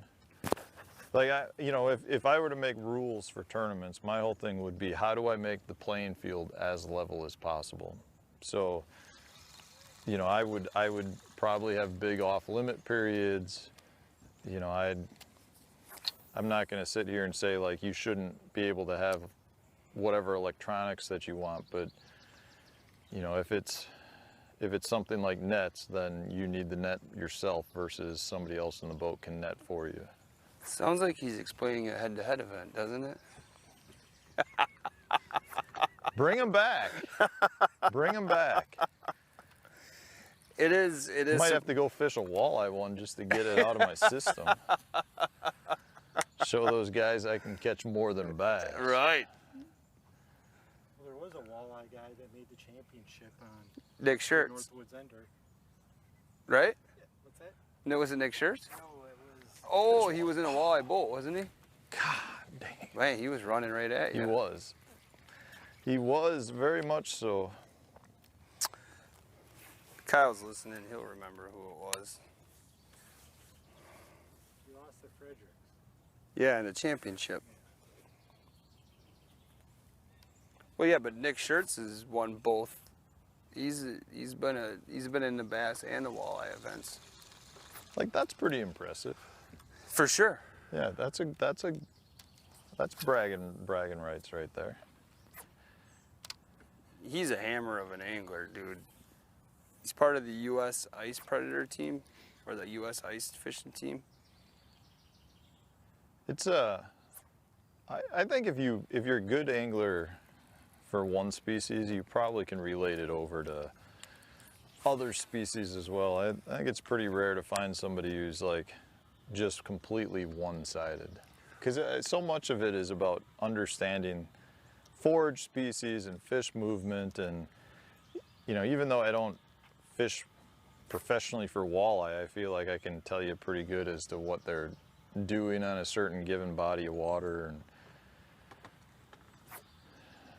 you know, you learn a lot fishing for bass about muskie and walleye and panfish. And well, especially because like walleye and smallmouth hang out in a lot of the same spots. yeah, It's yeah, just it's the cycle, right? I mean, it's the food chain type thing. It's all, the more you understand about the whole entire underwater ecosystem, the better you're going to be.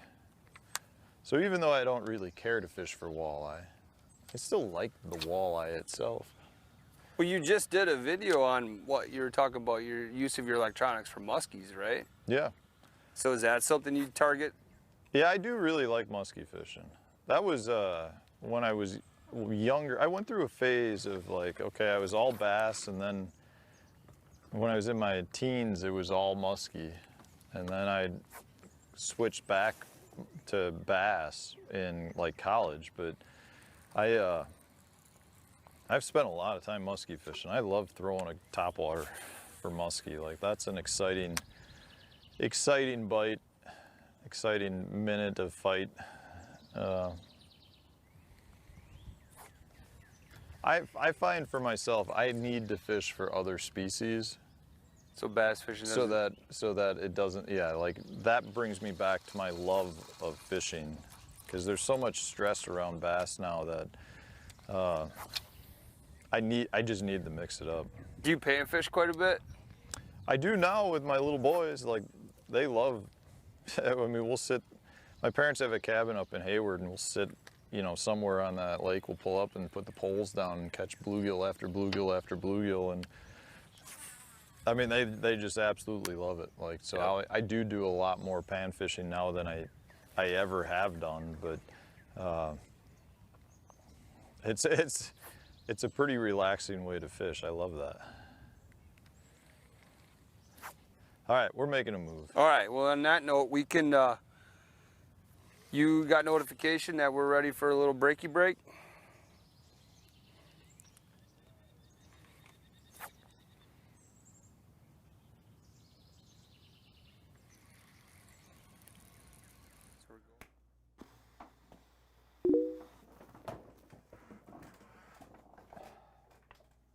Do you guys price match? For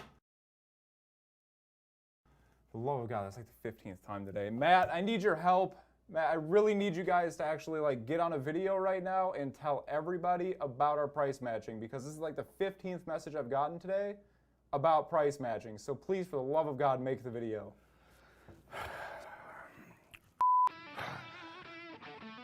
I don't understand it. I mean, day in, day out, nonstop.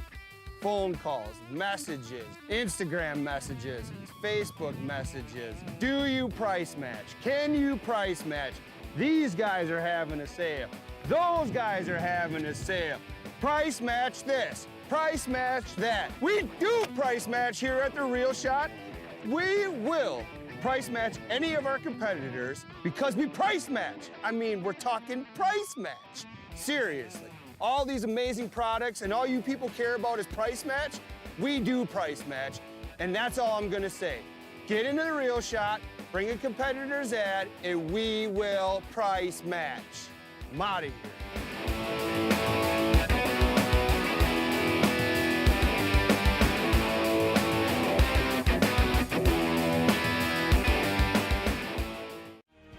Stop into Sportamotive now and get that new Mercury outboard tracker or nitro fishing boat you've been wanting. We offer no haggle, no hassle pricing. Celebrating 36 years in business, we're Sportamotive, your authorized tracker boat dealer. The Real Shot is Wisconsin's #1 independent outdoors pro shop that specializes in bass fishing gear and tackle. We've got all of the biggest and most sought after brands in bass fishing all under one roof. Our online shop has a massive catalog of some of the greatest bass products you'll need to find success on the water. We ship fast and nationwide, so head on over and see what we have to offer by visiting www.therealshot.com today.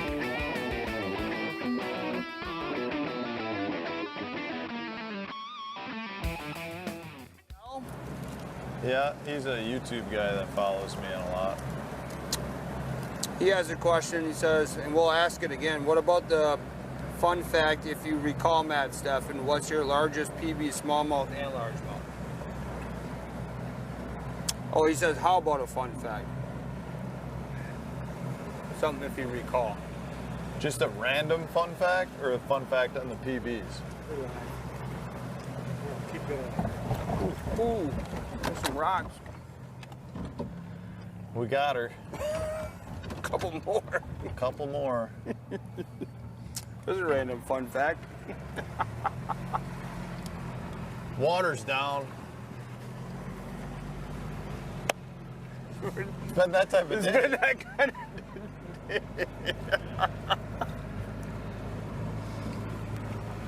They make more every day. joking. So we were just chatting about your comments, and we appreciate every single one. So James, I believe it's Schnell. This is his comment. He says, how about a fun fact, if you recall, Matt Stefan? And he says, what's your largest smallmouth and largemouth in Wisconsin? Well, I do recall. Man, so in Wisconsin, I've caught 2 7¼ pound smallmouth. Holy shnikes. I've got two out of Sturgeon Bay. I've caught 3 other that are at 7 pounds. I'll leave that lake to be undisclosed. Out of the Wapaka chain. Out of the Wapaka chain. And then I've caught several 6½ pound largemouths in Wisconsin, various places. One like the Madison chain. I've had one in a little pothole lake up north. And where was the last one? Oh, the last one was down. It was actually, there's a lake next to Geneva, Delavan. Yep. It was in Delavan. We had a head-to-head of Delavan. Delavan, Geneva, and Whitewater. And then, yeah, my biggest, I've caught 2 largemouths that were hair over 10½ pounds. Both are on Lake Chickamauga. One was in a bass open. I didn't even get big bass out of it, which was a bummer. Yeah, I weighed, 2 guys after I weighed in, there was a guy that weighed in a 12-pounder. Daryl Davis weighed it in. Never forget the name, huh? No. And then, yeah, smallmouth. I caught a 7¼ pounder out of Kentucky Lake during spring break in college. So I've got 3 that are like, every one has been weighed and every one was legit. Yeah, two of them were 7.4, and then one was 7.24 pounds. So about as close as 7¼ you can get. So then, a familiar name, Kurt Demrath. Never heard of him. He says, you should throw the guppy head. He heard it's a good bait and it works. Kurt is right. Kurt is always right, though. He's always right. Yeah. The Dirty Jigs Guppy head, for those that were not watching, we started off with that and had a few bites on it. Led to the biggest fish of the day. Yeah, right now it is leading the tackle snatch out So of your tackle box. are we gonna fish? So if we're gonna fish till 11 o'clock, is this the point of the fun where we just pick a rando bait out of each person's box and that's what they gotta throw? I mean, we definitely can do it. I'm not scared. I mean, look at this old man box I got right here. You could I probably guess find I some am kind of dangerous. scared. You're gonna pull like a hula popper. Wait, out of so there. like I got to pick a bait out of my box, or I got? Oh, I thought you want me to pick one out of your box? Well, that's what I thought. That's why I was a little scared. I was mean, once told not to go into somebody else's tackle That's box true. without permission. Because you could pick out this. Yeah, there's a lot of stuff in here that I wouldn't even. I thought it would be more fun if I made you use if you pick something out. Out of my box? Well, you actually want me to catch a fish on, or are you gonna make it hard? Well, no, but so like you could take this buzz bait that's without a skirt, and I can make you put this on, Kurt won't like that. and then you could put a trailer on it though. I think this is a garage sale find right here. That looks like it's been through I don't a even couple know why I have garage this in sales. here, to be honest with you. But either that. So you got, what do you got? You got a scale up in here? Yeah. All right. So where the next spot that we're moving to, what's the juice gonna be? It's kind of a deeper flat. So are you gonna be It's ripping like a 14 jig again? foot. I was gonna probably throw the guppy head or a Okay. crank or the jig, yeah. All right. I mean, if we don't catch anything and we use some random crummy lures, then That's a good that's reason. our excuse, yeah. Right. Yeah. Well, you tell me. I'm all up for it. What do you think, Travis? I mean, I can't get much worse than I've already been today. Or do we just go? That was harsh. It was harsh. For me, It was harsh. I didn't say you. I The mean, best bait, put a bet on whoever catches either first or biggest fish at the spot. so we got to fish the same exact stuff on the next spot. Sure. You just got to jump in or something. Is there any tree swings around here? Oh yeah. My in-laws used to have their boat right over here. My other ones live over in this little lake. You act like you've never been here before, but yet you know all the spots. I haven't fished the lake very often. I grew up right 20 minutes from here.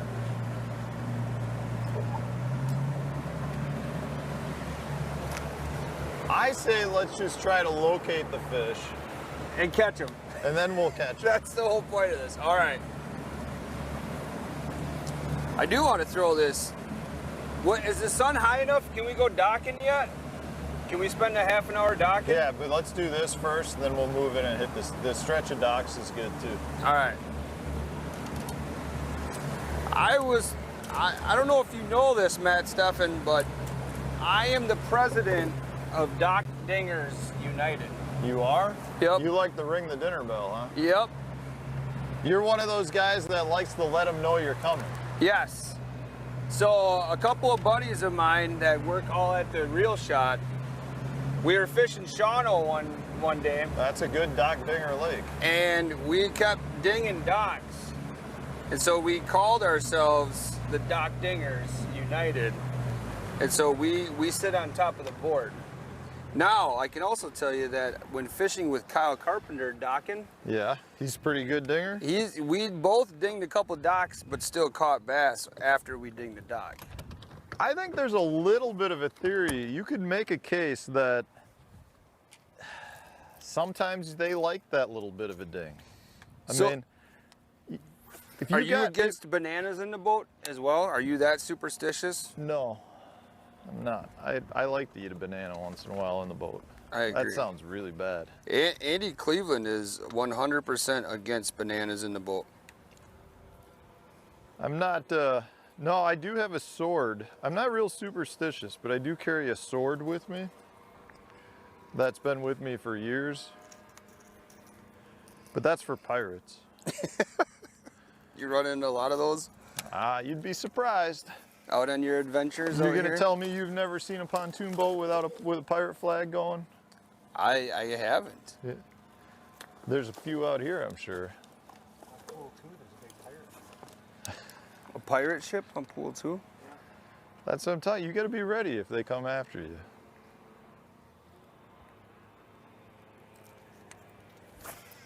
So Brian's got a question, and I think you're the only one that can answer this.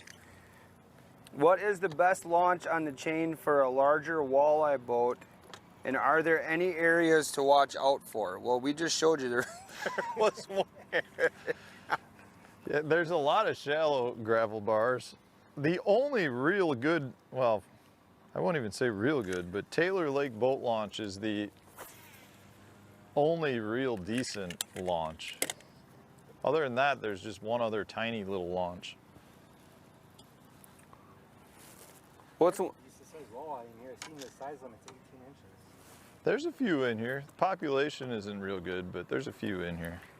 So as much as you fish this body of water, have you ever seen the sturgeon that are supposedly in here? I have seen two. They were extremely huge, and I didn't get a great look at it, but they were just, it was like looking at a whole tree trunk like swimming along the bottom. Yeah, I've heard that there is 2 of them in here.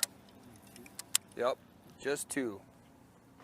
There's supposedly some absolute giant muskie too, people have said. I have never seen one of them, but And some of the lakes, like you had talked about earlier, have some giant lake trout in it. there are some big pike in here. Good crappie, good bluegill. I like going to the upper chain where it's the slow no wake portion.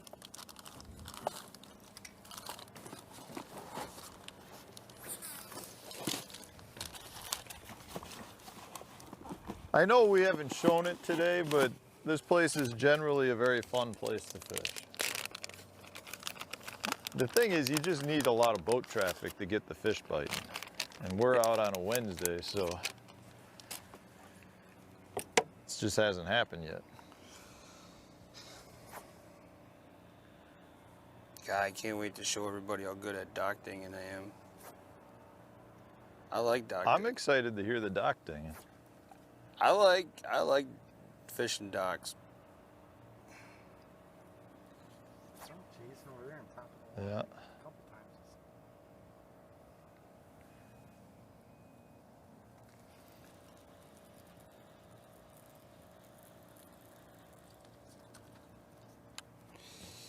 I know why the bite's so tough today.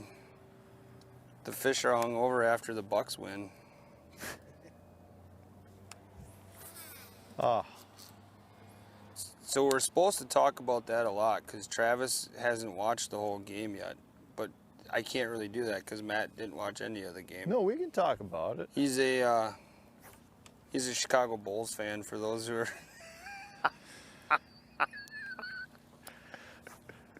I would like to be clear. Basketball, at one point, was quite a big part of my life. And I could probably not name more than 5 players in the NBA right now. Did you play for the Pointers? No. No. Not good enough.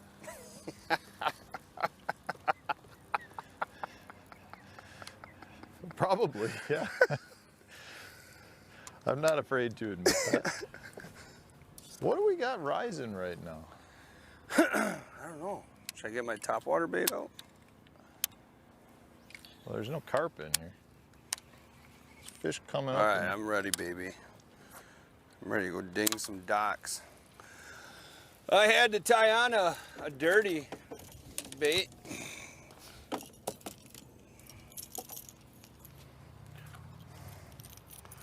We're out in the middle of nowhere.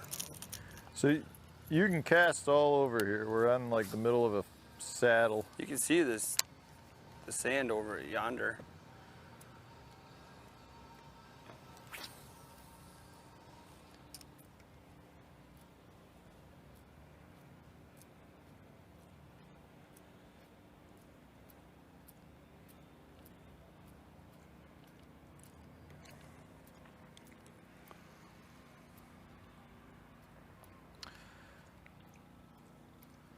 What was the score of the Bucks game last night? Was it an exciting game or was it a blowout? No, it got kind of exciting for a while. The Bucks had a pretty good lead most of the game. But then Phoenix cut it within 6 for a while. But then the fourth quarter was kind of mostly Milwaukee. Was there looting and riots in Milwaukee? Dude, there were 65,000 people outside the stadium. Really? Yep. The Deer District, 65,000 people Wow. were out there is what they were guessing. Good fun with that. Outside of it? No, inside. Oh, really? It was insanity to see all those people out there. That's a lot of people for there. It was awesome.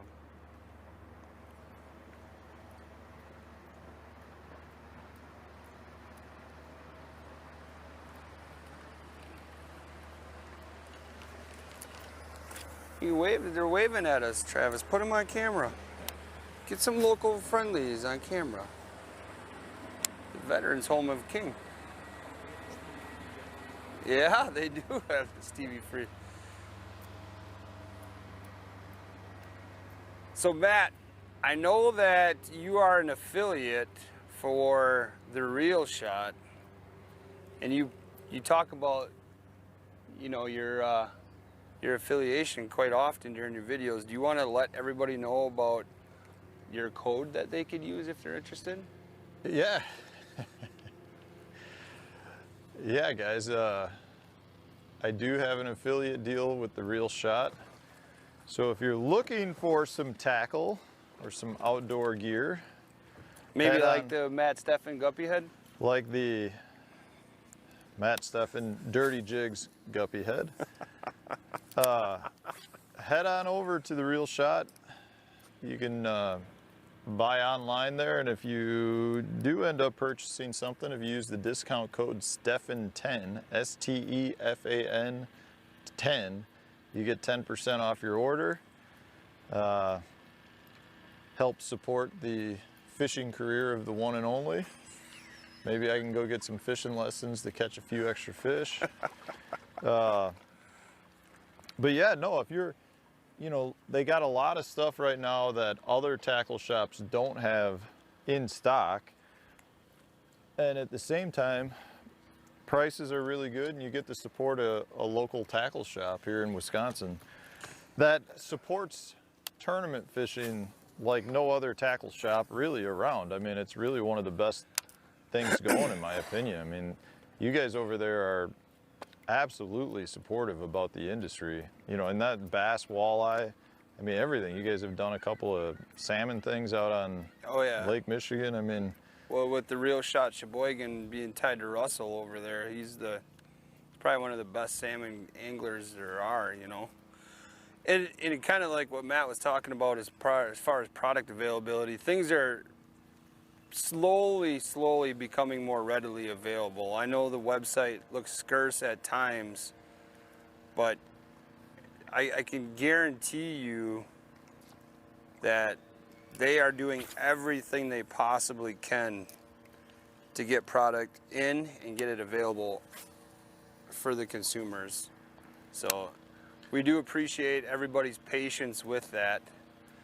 But, you know, if you talk to anybody in any facet, it's not just the fishing and the hunting industry, it's every industry that is still having a hard time yet. So there's a lot of companies that figure it's a year before they even think about catching up.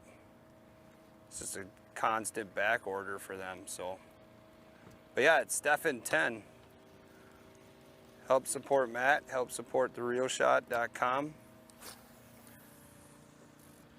Help support the guided life by shopping with The Real Shot. So just because we're not showing that these baits work right now, they work. Right, Meow? most of the time.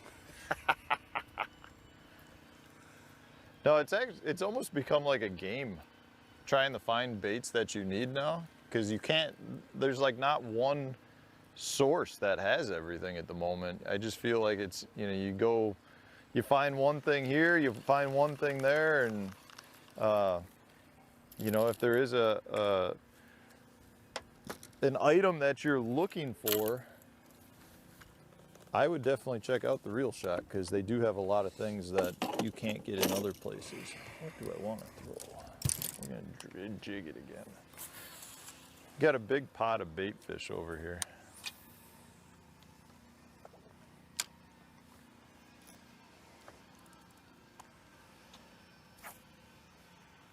So Berkeley is a sponsor of Head to Head as well.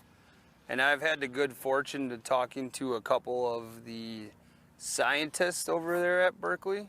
Okay. And it is so cool, all the hard work and research that goes into every single one of their products. Have you toured Berkeley before? Not the actual plant. No, I've been to the headquarters in South Carolina. But that's the office part, not the research facility. I would love to go tour that place once. I'm excited for that bluegill that's coming out. The bluegill? Have you seen that thing yet? The gilly? No. The swim bait? Uh-uh. Oh my God. Really? Soft or hard? Soft. I have not seen it. Oh man. It looks sweet. I'm excited they just sent me some of the large size flatworms. Oh. That just came out.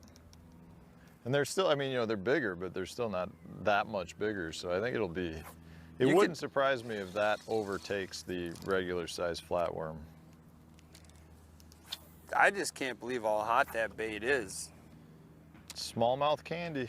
Oh, it's silly. They love it. It's something to do with the, it's not a fish. It's something to do with that max scent material is like, I don't know, because it's a great bait, but I feel like you get a lot more bites just from throwing the max scent. If it's a general or if it's, you know, they're coming out now with the chigger craw. They've got a little craw for a Ned bait that they're coming out with. Yeah, everything's coming out this well, it's ICAST this week. Yeah.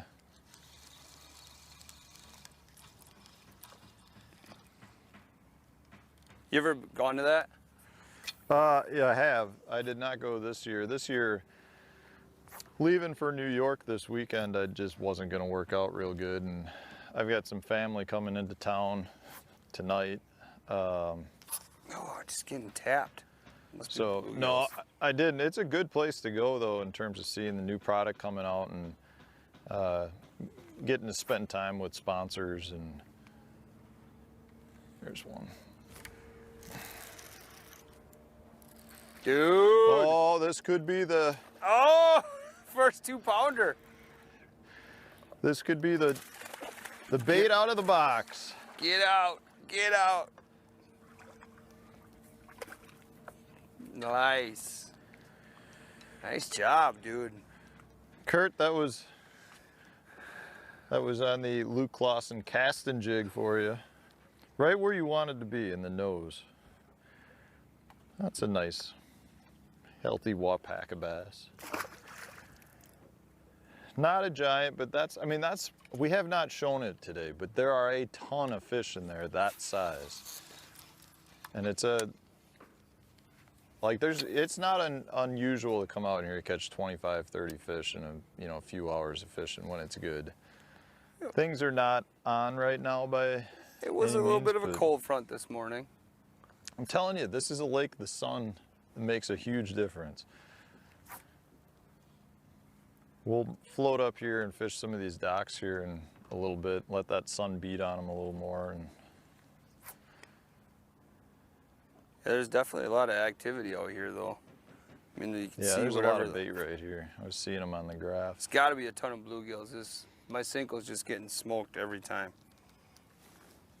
And that's my story, and I'm sticking to it. Oh, there was something right there just on top.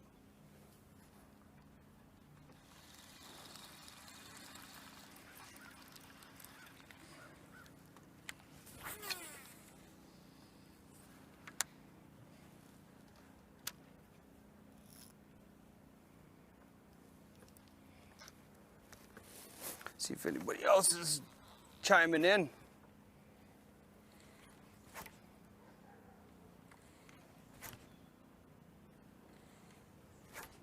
Come on, get out of there.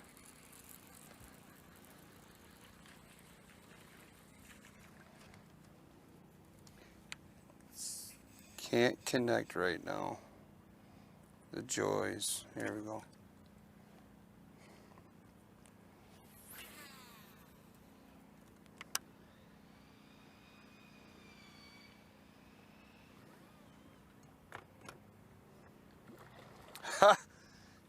Uh-oh. Kurt says lunch at the harbor. I'll play that game. I haven't been there yet since it opened this year. I think the last time I was there, I was with him.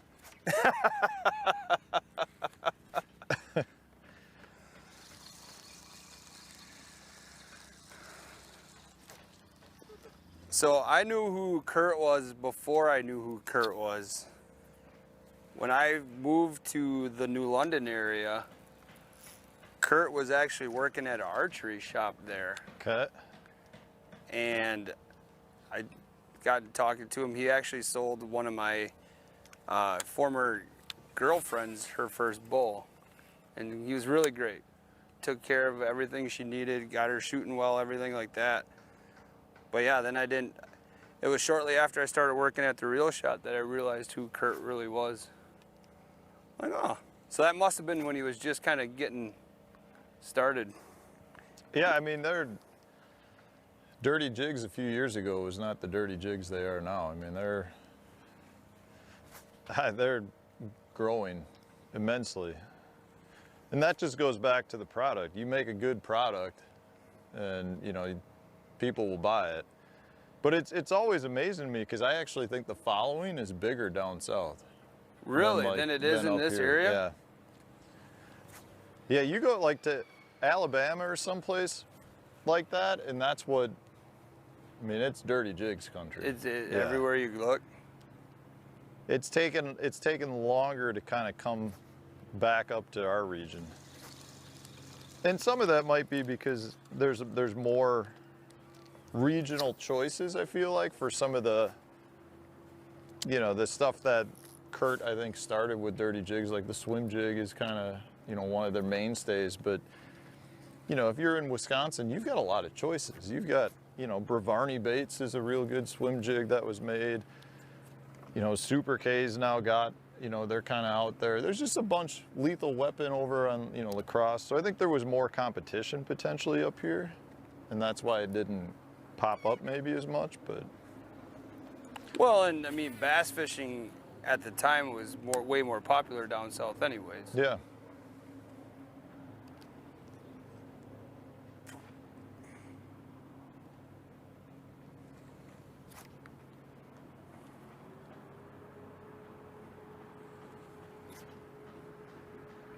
Come on, Mr. Bass. Take the good with the bad sometimes. I'm gonna catch one. So what do you think that was? You think that was just over 2? Yeah, it was somewhere right in there. So that's a big one.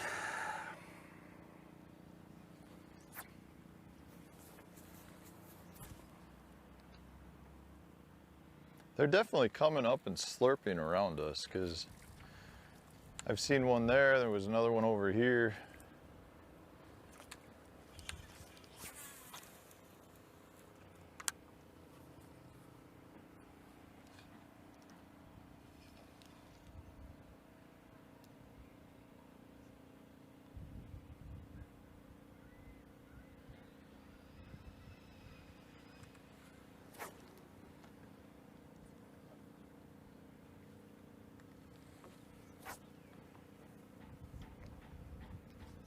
So you got 2 events left this year, you said?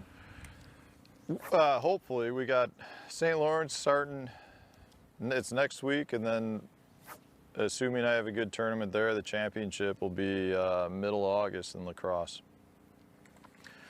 And then at that point, I think I might be fishing some local stuff, I guess, the second part of the year. But yeah, it's pretty much done, and I can concentrate on doing some YouTube and stuff and Do you ice fish or anything? No. I don't mind ice fishing, but you know, the season starts in January. So, and my favorite time to fish in Wisconsin is like ice up for big smallmouth. Gotcha. So I'm fishing until, I don't know, you know, Thanksgiving-ish, somewhere in there. And then, so I've got a week off, but you're talking holiday time. So it's not like I just, if I got into ice fishing, I'd probably never be around, ever. And you don't deer hunt or anything? No. That's the best time to be smallmouth fishing. Yep. But I'm happy everyone's out deer hunting because the lakes are empty. The lakes are empty. Yeah, I think, I don't think a lot of people realize how big the smallmouth are in Wisconsin. Like, the thing is, you don't get to see the true potential most of the time until really late or really early in the year. And those happen to be times people are doing other things. Right. But, I mean, we've got world-class fisheries. The entire northern part of the state is like a world-class fishery. It really is. Yep. We went up for a buddy's bachelor party around that Anago area, and we fished some pretty big smallies up there, and that was a blast. The key to that is you got to be willing to deal with it. You know, you're talking about crummy conditions normally, you know, really cold, really small bite windows. They usually don't bite all day long. It's kind of the peak afternoon time.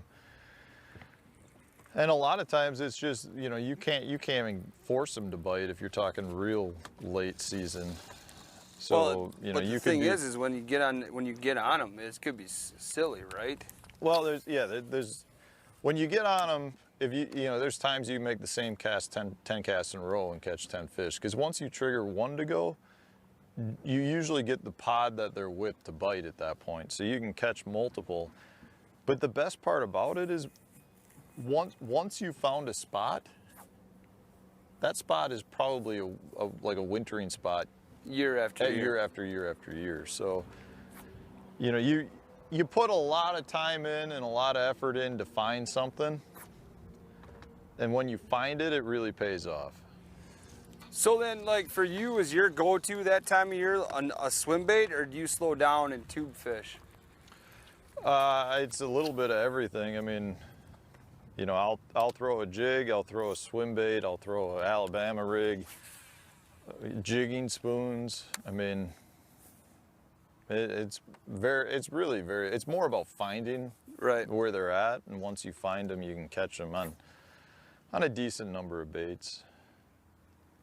But I mean, it's, you know, a bad trip is best 5 for under 25 pounds. Like a normal trip is like 25 to 27, and a good trip is pushing 30 pounds. And that's on a northern Wisconsin lake. I mean, most Yeah. of the time people talk like those kind of weights are thinking of the bay. And the bay is great too. The bay's a lot more numbers that time of year, but no, I'm saying there's like 50, 60 lakes up north that just don't get pressure, that have world-class smallmouth in them.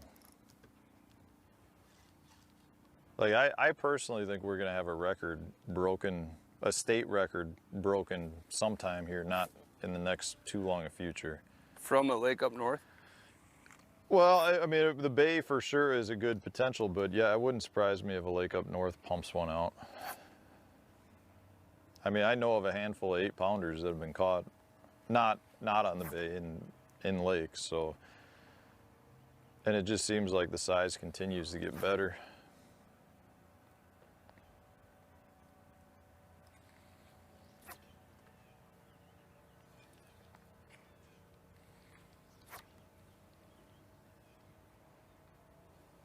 But I feel like smallmouth in general across the country are like expanding everywhere. I mean, they seem like they're just getting better in size, and their regions and lakes that they're in are spreading around too. And I don't know if there's something to do with like their ability to handle different conditions, or they're just being spread out or stocked more, or they're, you know, there's a lot of state regulations towards the smallmouth to protect them, and whatever it is, it just seems like they're really expanding, and That it's catch and working. release is helping.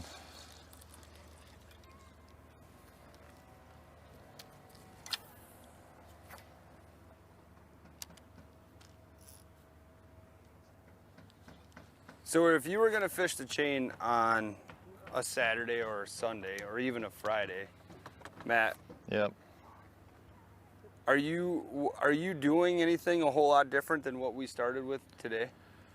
No, I mean, especially this morning, I would be throwing a top water on, you know, wherever you, good weeds or wherever you felt there was a quality area for fishing, I would definitely throw the top water. I'd put once the boat traffic comes out, the top water out here is not all that good. And that's, I think I mentioned it earlier, normally on a gin clear body of water, a top water can be great all day long. But once you get the boat traffic out here, that's going to push the fish down to the bottom. Like, that's not going to make them come up and hit a top water nearly as easily as they would on a lake that didn't have the pressure. So you're going to probably be fishing bottom areas, and I would move off of maybe the tops of some of those humps where they can get into more of these saddle type areas like we're in right now. So it's kind of a deeper flat for this lake.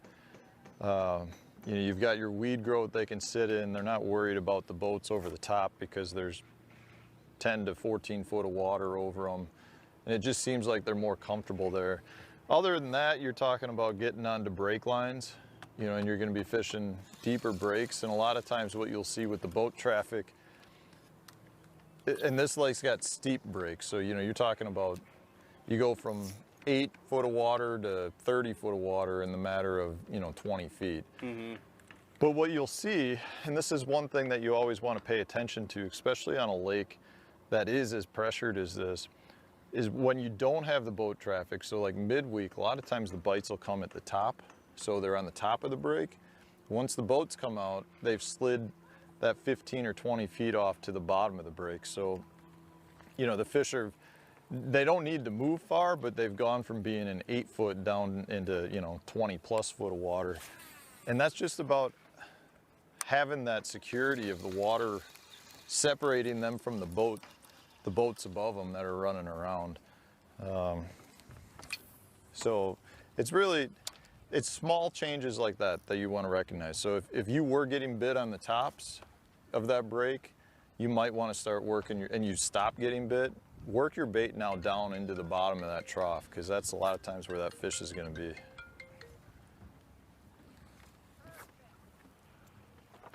Let me get that for you.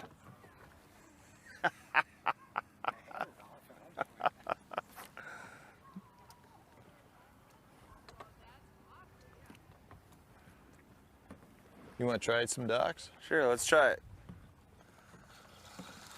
All right. I mean, this is a good stretch here, so I'm just gonna shoot us over there. Yeah, whatever. I better start stretching so I can. I'm expecting big dings. What's that?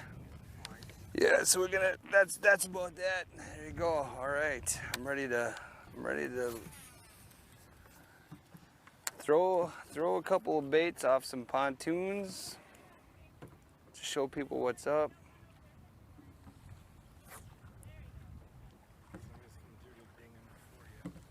Yep. I see, and I do better at the back of the boat because that way I can really get the old the whoop, swope, and pull. Oh, we got competition. Is that Curdo here bass fishing? Probably. That's how he is. It's always a competition.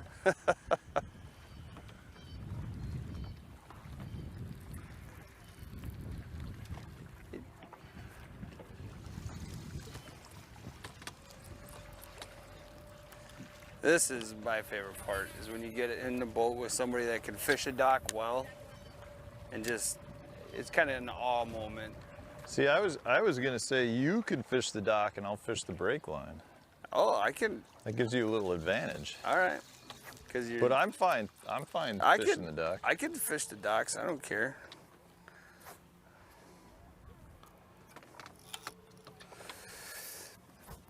I'm ready to roll, baby.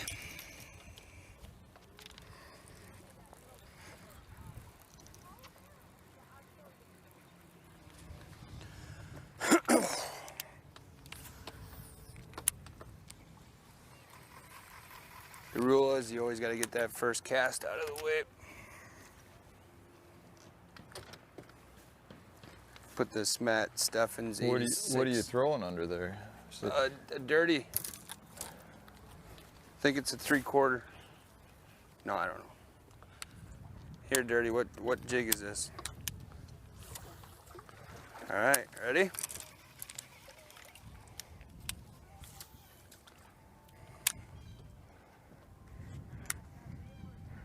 You gave me back a jig with no trailer on it, huh? Yeah. It's on the bottom of your You're boat. really trying to handicap me. It's on the bottom of your boat someplace. I gotta tell you something. I'm a professional. I notice things like that. If we talked about it, it's attention to detail, right?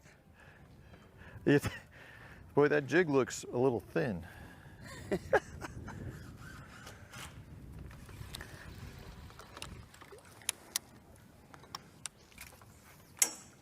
Oh, welcome I aboard. did it for you. Welcome aboard. I wanted to see if you were listening. How Well, much is membership? It's for you, it's free. For you, it's free. You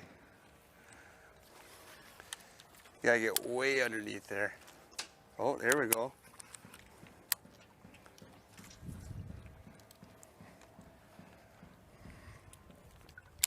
It's funny, you see docks that don't have much water underneath and you're like, God, I'd see if there was a fish there, but sometimes the shallowest docks are the best. Yeah. And you also take it like when you see about 3 to 4 inches of clearance, you're like, that's a challenge. Yeah. And the other thing too is fish all the way up or hit off his motor. Fish all the way up, right? I mean, fish basically all the way to shore. Yeah, they'll be. Don't just fish the ends. Yeah, don't exactly. The blowouts. That's one of those things. A lot of times you just got to figure out where they're at, because sometimes they'll be right like where that little walkway, that little step ladder is. That's where they'll be. Sometimes they're out on the ends.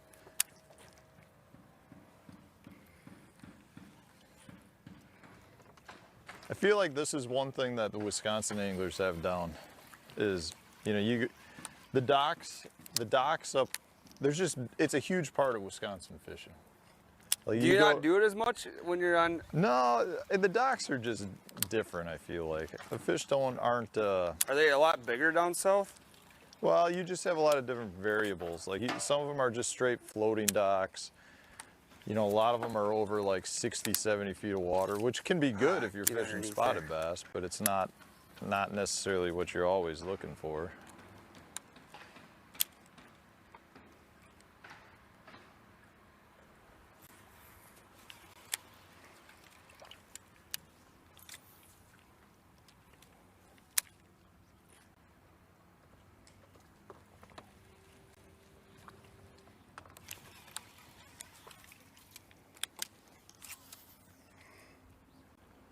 Not hearing the dings I was hoping for.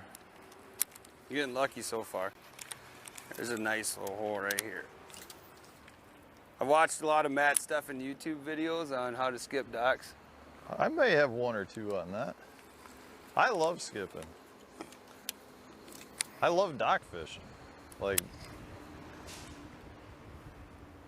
even when you don't catch anything, when you fire it 20 feet back through a little open hole, it makes you feel good. Feel like you did something. See, like when he's straight on, like pitches, that's where I need to work on my rotation. What's your tips for that? Come in low and hot. Ah, see, I just missed that huge opening. What's that? It's a. You almost get a little intimidated when you're fishing a pontoon as well. Well, you should be totally into that. That's big Dingville. Ooh, I know, that but would've it's the been a fact big that ding. you don't want to ding it.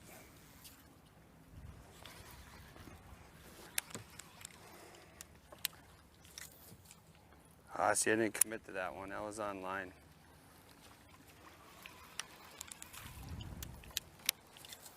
See, there you go. There, I got it right next to it. You just got to commit. It's like asking a girl for a date. You just got to commit. What's the worst that happens? She says no.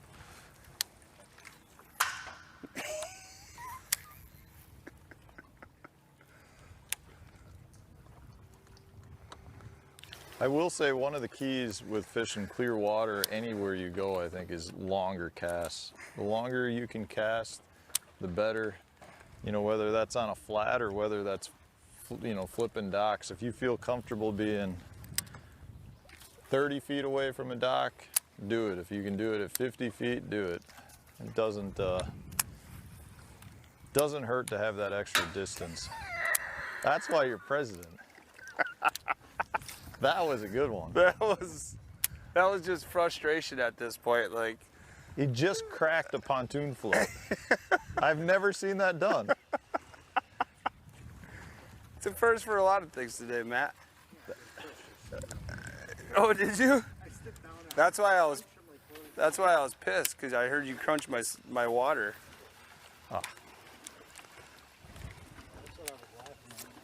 Oh, you weren't laughing at me digging docks? The last one, though. That was just frustration. Me trying to get underneath there like 8 or 9 times. And I just said enough is enough. I'm gonna get underneath there. We're gonna ding it. We're gonna make everybody know. Ooh! You got my, Door's open. yeah, you got 2 of my pinchers on me. Door's open.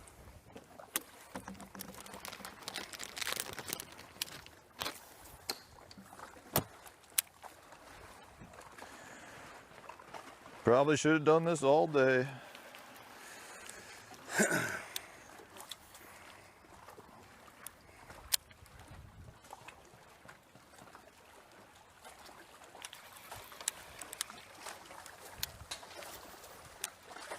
I'm in trouble.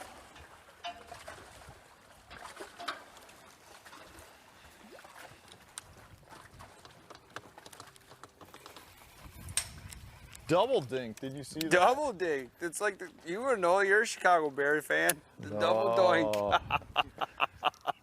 Wow. Are we done yet?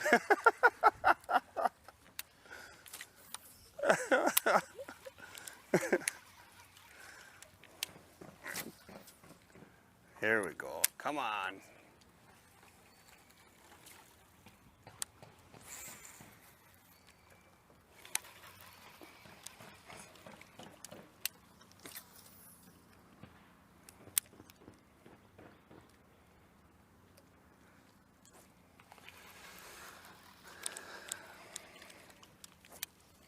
Ooh, there's your motor cap. You got to apologize. I apologize. This is No, not to me. too. To the motor. Oh, sorry, I- Emmy. Sorry, VMAX. See how I did that? I just sniped under you. I know. I was Here, I'll like- burn it. I'll burn it free. Oh, and you had to pull me out of there. Oh, That's the whole thing. I threw under you to make you reel in so I could get first shot at that fish. But you got me right back.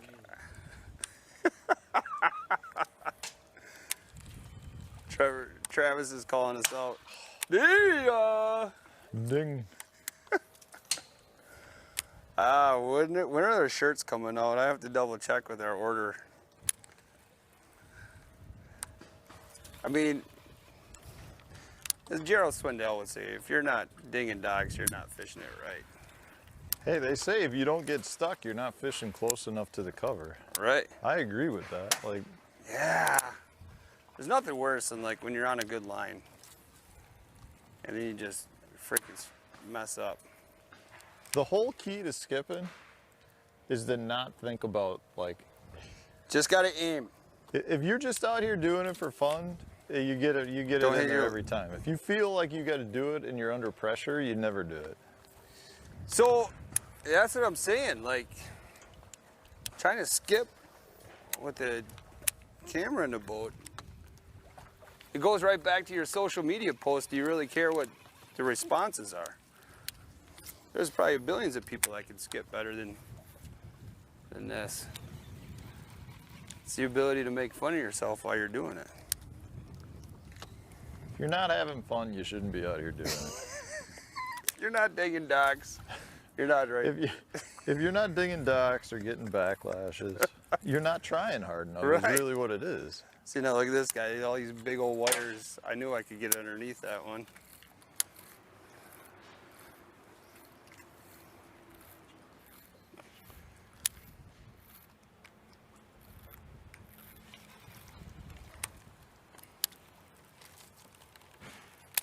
Just can't be scared. Gotta go for it. Just do it. I'm trying. You're sponsored by Nike. I'm Just scared. do it. Just do it. There we go. I'm underneath there now. Be awesome if I got a bite. I feel like that dock. Oh, was that a fish? I feel like that dock should have one. Double pontoon dock. Yeah, Like, that's a fortress if there ever was one.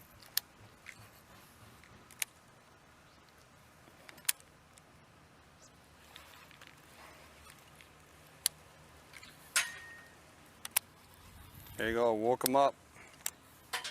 Now I'm back in there. Oh boy, that's a mess. Might have to back me up, Kimosabi. We'll go to commercial. No, this one I can see. I should be able to get this one. Hey, it's like we talked about. If you're not digging, you're not catching.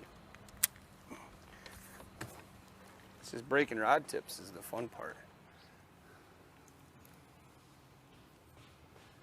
Oh, I can see it.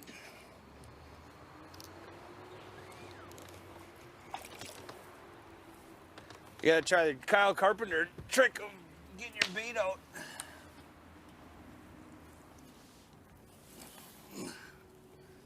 Man, I got her wedged perfectly.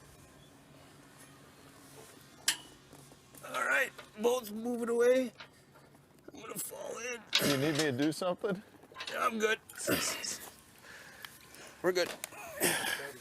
I don't think we could show that camera angle.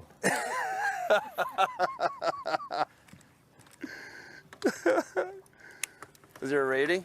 Did we miss a rating? You're gonna have to go not rated to get this one out there. Oh, This one's got some good dirt around it.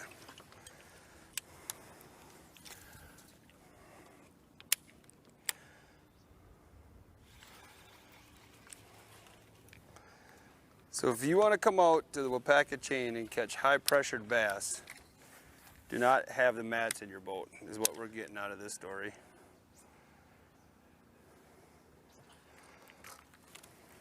they're so high pressured, they're just that tough to catch. Most people would only have like 2 dinks today. We've got like 4. Right. Dinkfest is a thing.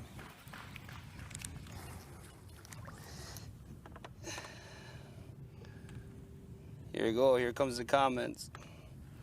Uh-oh. Getting text messages. Oh yeah, it was. God. Oh man. I didn't even realize. You gotta do what you gotta do to get the dirty jig back. That's unbelievable. Nice work, Trav. Oh.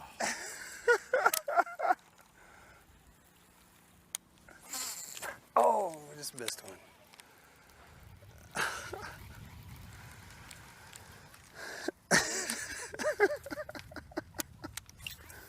Shake what your mama gave you. You gotta be proud of it, man. Some people leave wallets behind, other people just give moonshots, basically. Show how important it was to do. Get that jig back.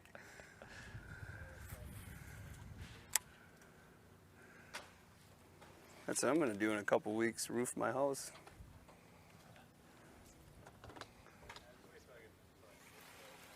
Anybody wanna come over and help?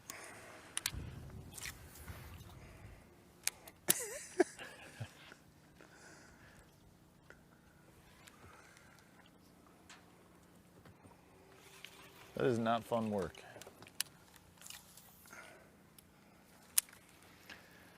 I will be out of town.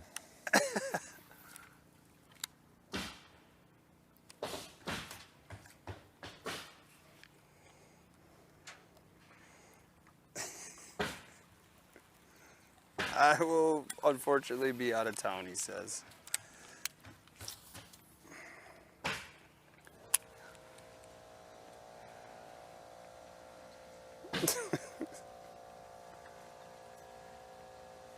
Come on. Hey.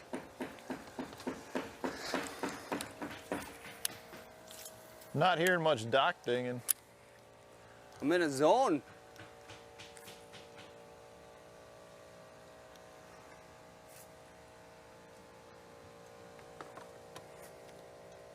Here we go, I'll get you one. You ready? I know there's one underneath this walk up here. No.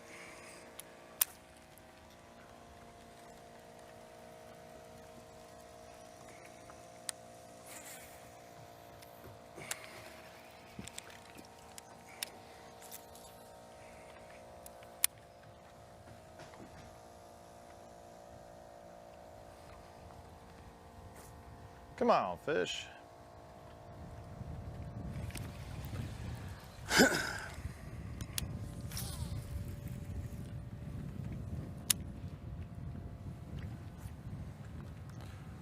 So Matt, as we start to wrap this up for today, now is your time to talk about social media, website, upcoming events, if you're going to be doing any in-person type stuff. Yeah, the social media wise, guys, if you want to follow along with my journey, it's kind of just records all my travels. Matt Stefan Fishing on Instagram, Matt Stefan Fishing on Facebook, Stefan Fishing on Twitter, and then YouTube. I do daily tips and tricks and how-to videos on YouTube. They're usually short, like 8 to 10 minute videos. And that's Matt Stefan Fishing as well. So I know we haven't proven much today and shown much today, but we all know that there are bad days of fishing, and you know, I think if we were gonna stay out all day, I actually think the bite would get better now with the sun coming out. But anyways, if you do want to look me up and you're looking to come out and go fishing, you can go to my website, mattstefanfishing.com. I've got guide information on there, as well as just other articles and blog stuff that I've written. If you just are interested in learning more about myself, I would appreciate that. And yeah, no guys, I'm just trying to help people catch more fish. So like I said, Are you at a certain number, like on YouTube, that you're trying to surpass? You got any good giveaways coming up or anything? yeah, so I do monthly give. Dang, That was a good one. that was a base That was hit. a nice one. That was a solid connection. Yeah, that was full send. Yeah, I do monthly giveaways to my subscribers on YouTube. It's a relatively new channel. I've been doing videos. Well, I guess I've done some tournament recaps last season, but I've been doing these how-to videos since about October of last year. And the channel's growing pretty nice so far. And I do monthly giveaways to all my subscribers where I give away sponsored products. When we hit big milestone numbers, I give away, like, you know, bigger stuff like reels, and I might be giving away one of my rods come the 10,000 mark. But we always give away Bridgeford beef jerky packages and lots of stuff, guys, lots of fun stuff. So if you enjoy watching the channel, subscribe to the channel, because at that point you get entered into a shot at winning some prizes. There's one. That's a little fish. Lots of bluegills today. Yeah, there are lots of bluegills biting. So yeah, I want to say thanks though for bringing me on. I've had a ball today.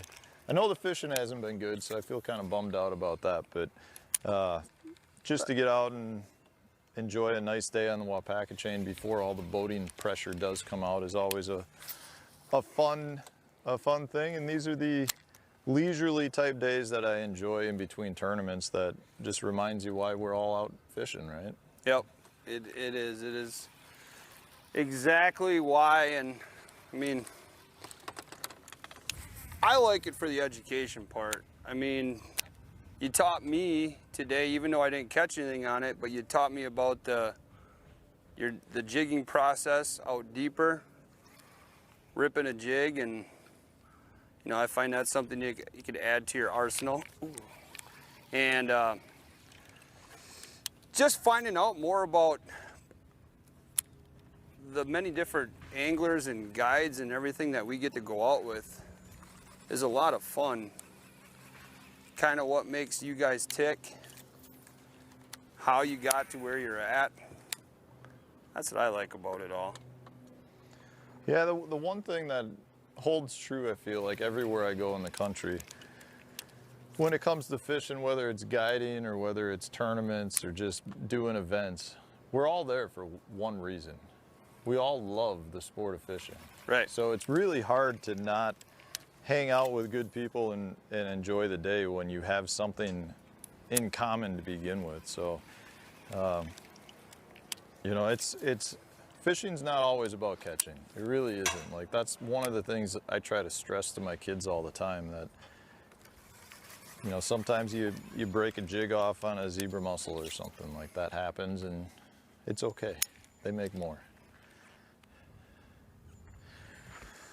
So I think on that note, everybody, we're gonna wrap up today's episode. I just don't want to stop, but I do want to thank Matt. Appreciate it, buddy. It was a lot of fun. Hopefully we get to do it again. For sure, man. You know, I like the thought process when we get to a fall style bite. Yeah. Maybe we can find something. I know some of those more lakes up there are a little hushy-hushy, but There's enough that aren't hushy-hushy. so, but again, you know, I know it was a Wednesday, and we appreciate everybody that's watching. If you wouldn't mind doing me a favor as well, as you know, subscribe to the Guide of Life on YouTube. Follow me along on Instagram and Facebook. Like Matt said, it's something that it's a lot of work to promote, but it's been a minute since we've gotten able to do one of these scheduling wise, and we got some more. Travis and I are trying to get some more trips rolling up. So thanks everybody for tuning along today. It was a lot of fun. I know we didn't pound on fish, but hopefully you learned a little bit about how to kind of break down a tougher body of water, whether it's the bite, whether it's the boat traffic. Matt did a great job of breaking that all down. So again, thank you so much to the Real Shot for bringing all the live coverage to everybody today. Thanks again to Sportomotive, and make sure you get ready for another head-to-head event that's coming up in August. That should be another great time. So we're gonna wrap this up. Have a great rest of your Wednesday. Again, congratulations to the Milwaukee Bucks. 50 years, big time championship, and we'll talk to you everybody real soon when we see you on the next one. See you guys. Do you guys price match? For the love of God, that's like the 15th time today. Matt, I need your help. Matt, I really need you guys to actually like get on a video right now and tell everybody about our price matching, because this is like the 15th message I've gotten today about price matching. So please, for the love of God, make the video.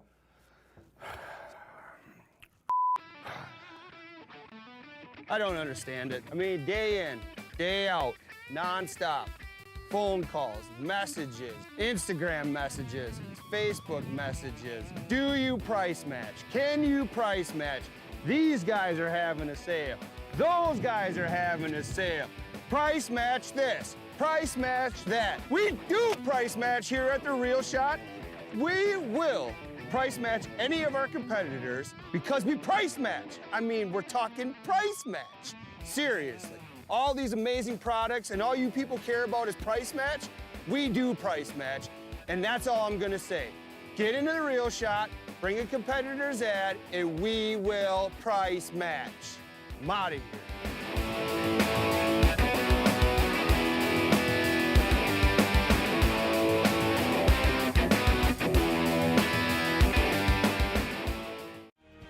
Stop into Sportomotive now and get that new Mercury outboard tracker or nitro fishing boat you've been wanting. We offer no haggle, no hassle pricing. Celebrating 36 years in business, we're Sportomotive, your authorized tracker boat dealer. The Real Shot is Wisconsin's #1 independent outdoors pro shop that specializes in bass fishing gear and tackle. We've got all of the biggest and most sought after brands in bass fishing all under one roof. Our online shop has a massive catalog of some of the greatest bass products you'll need to find success on the water. We ship fast and nationwide, so head on over and see what we have to offer by visiting www.therealshot.com today.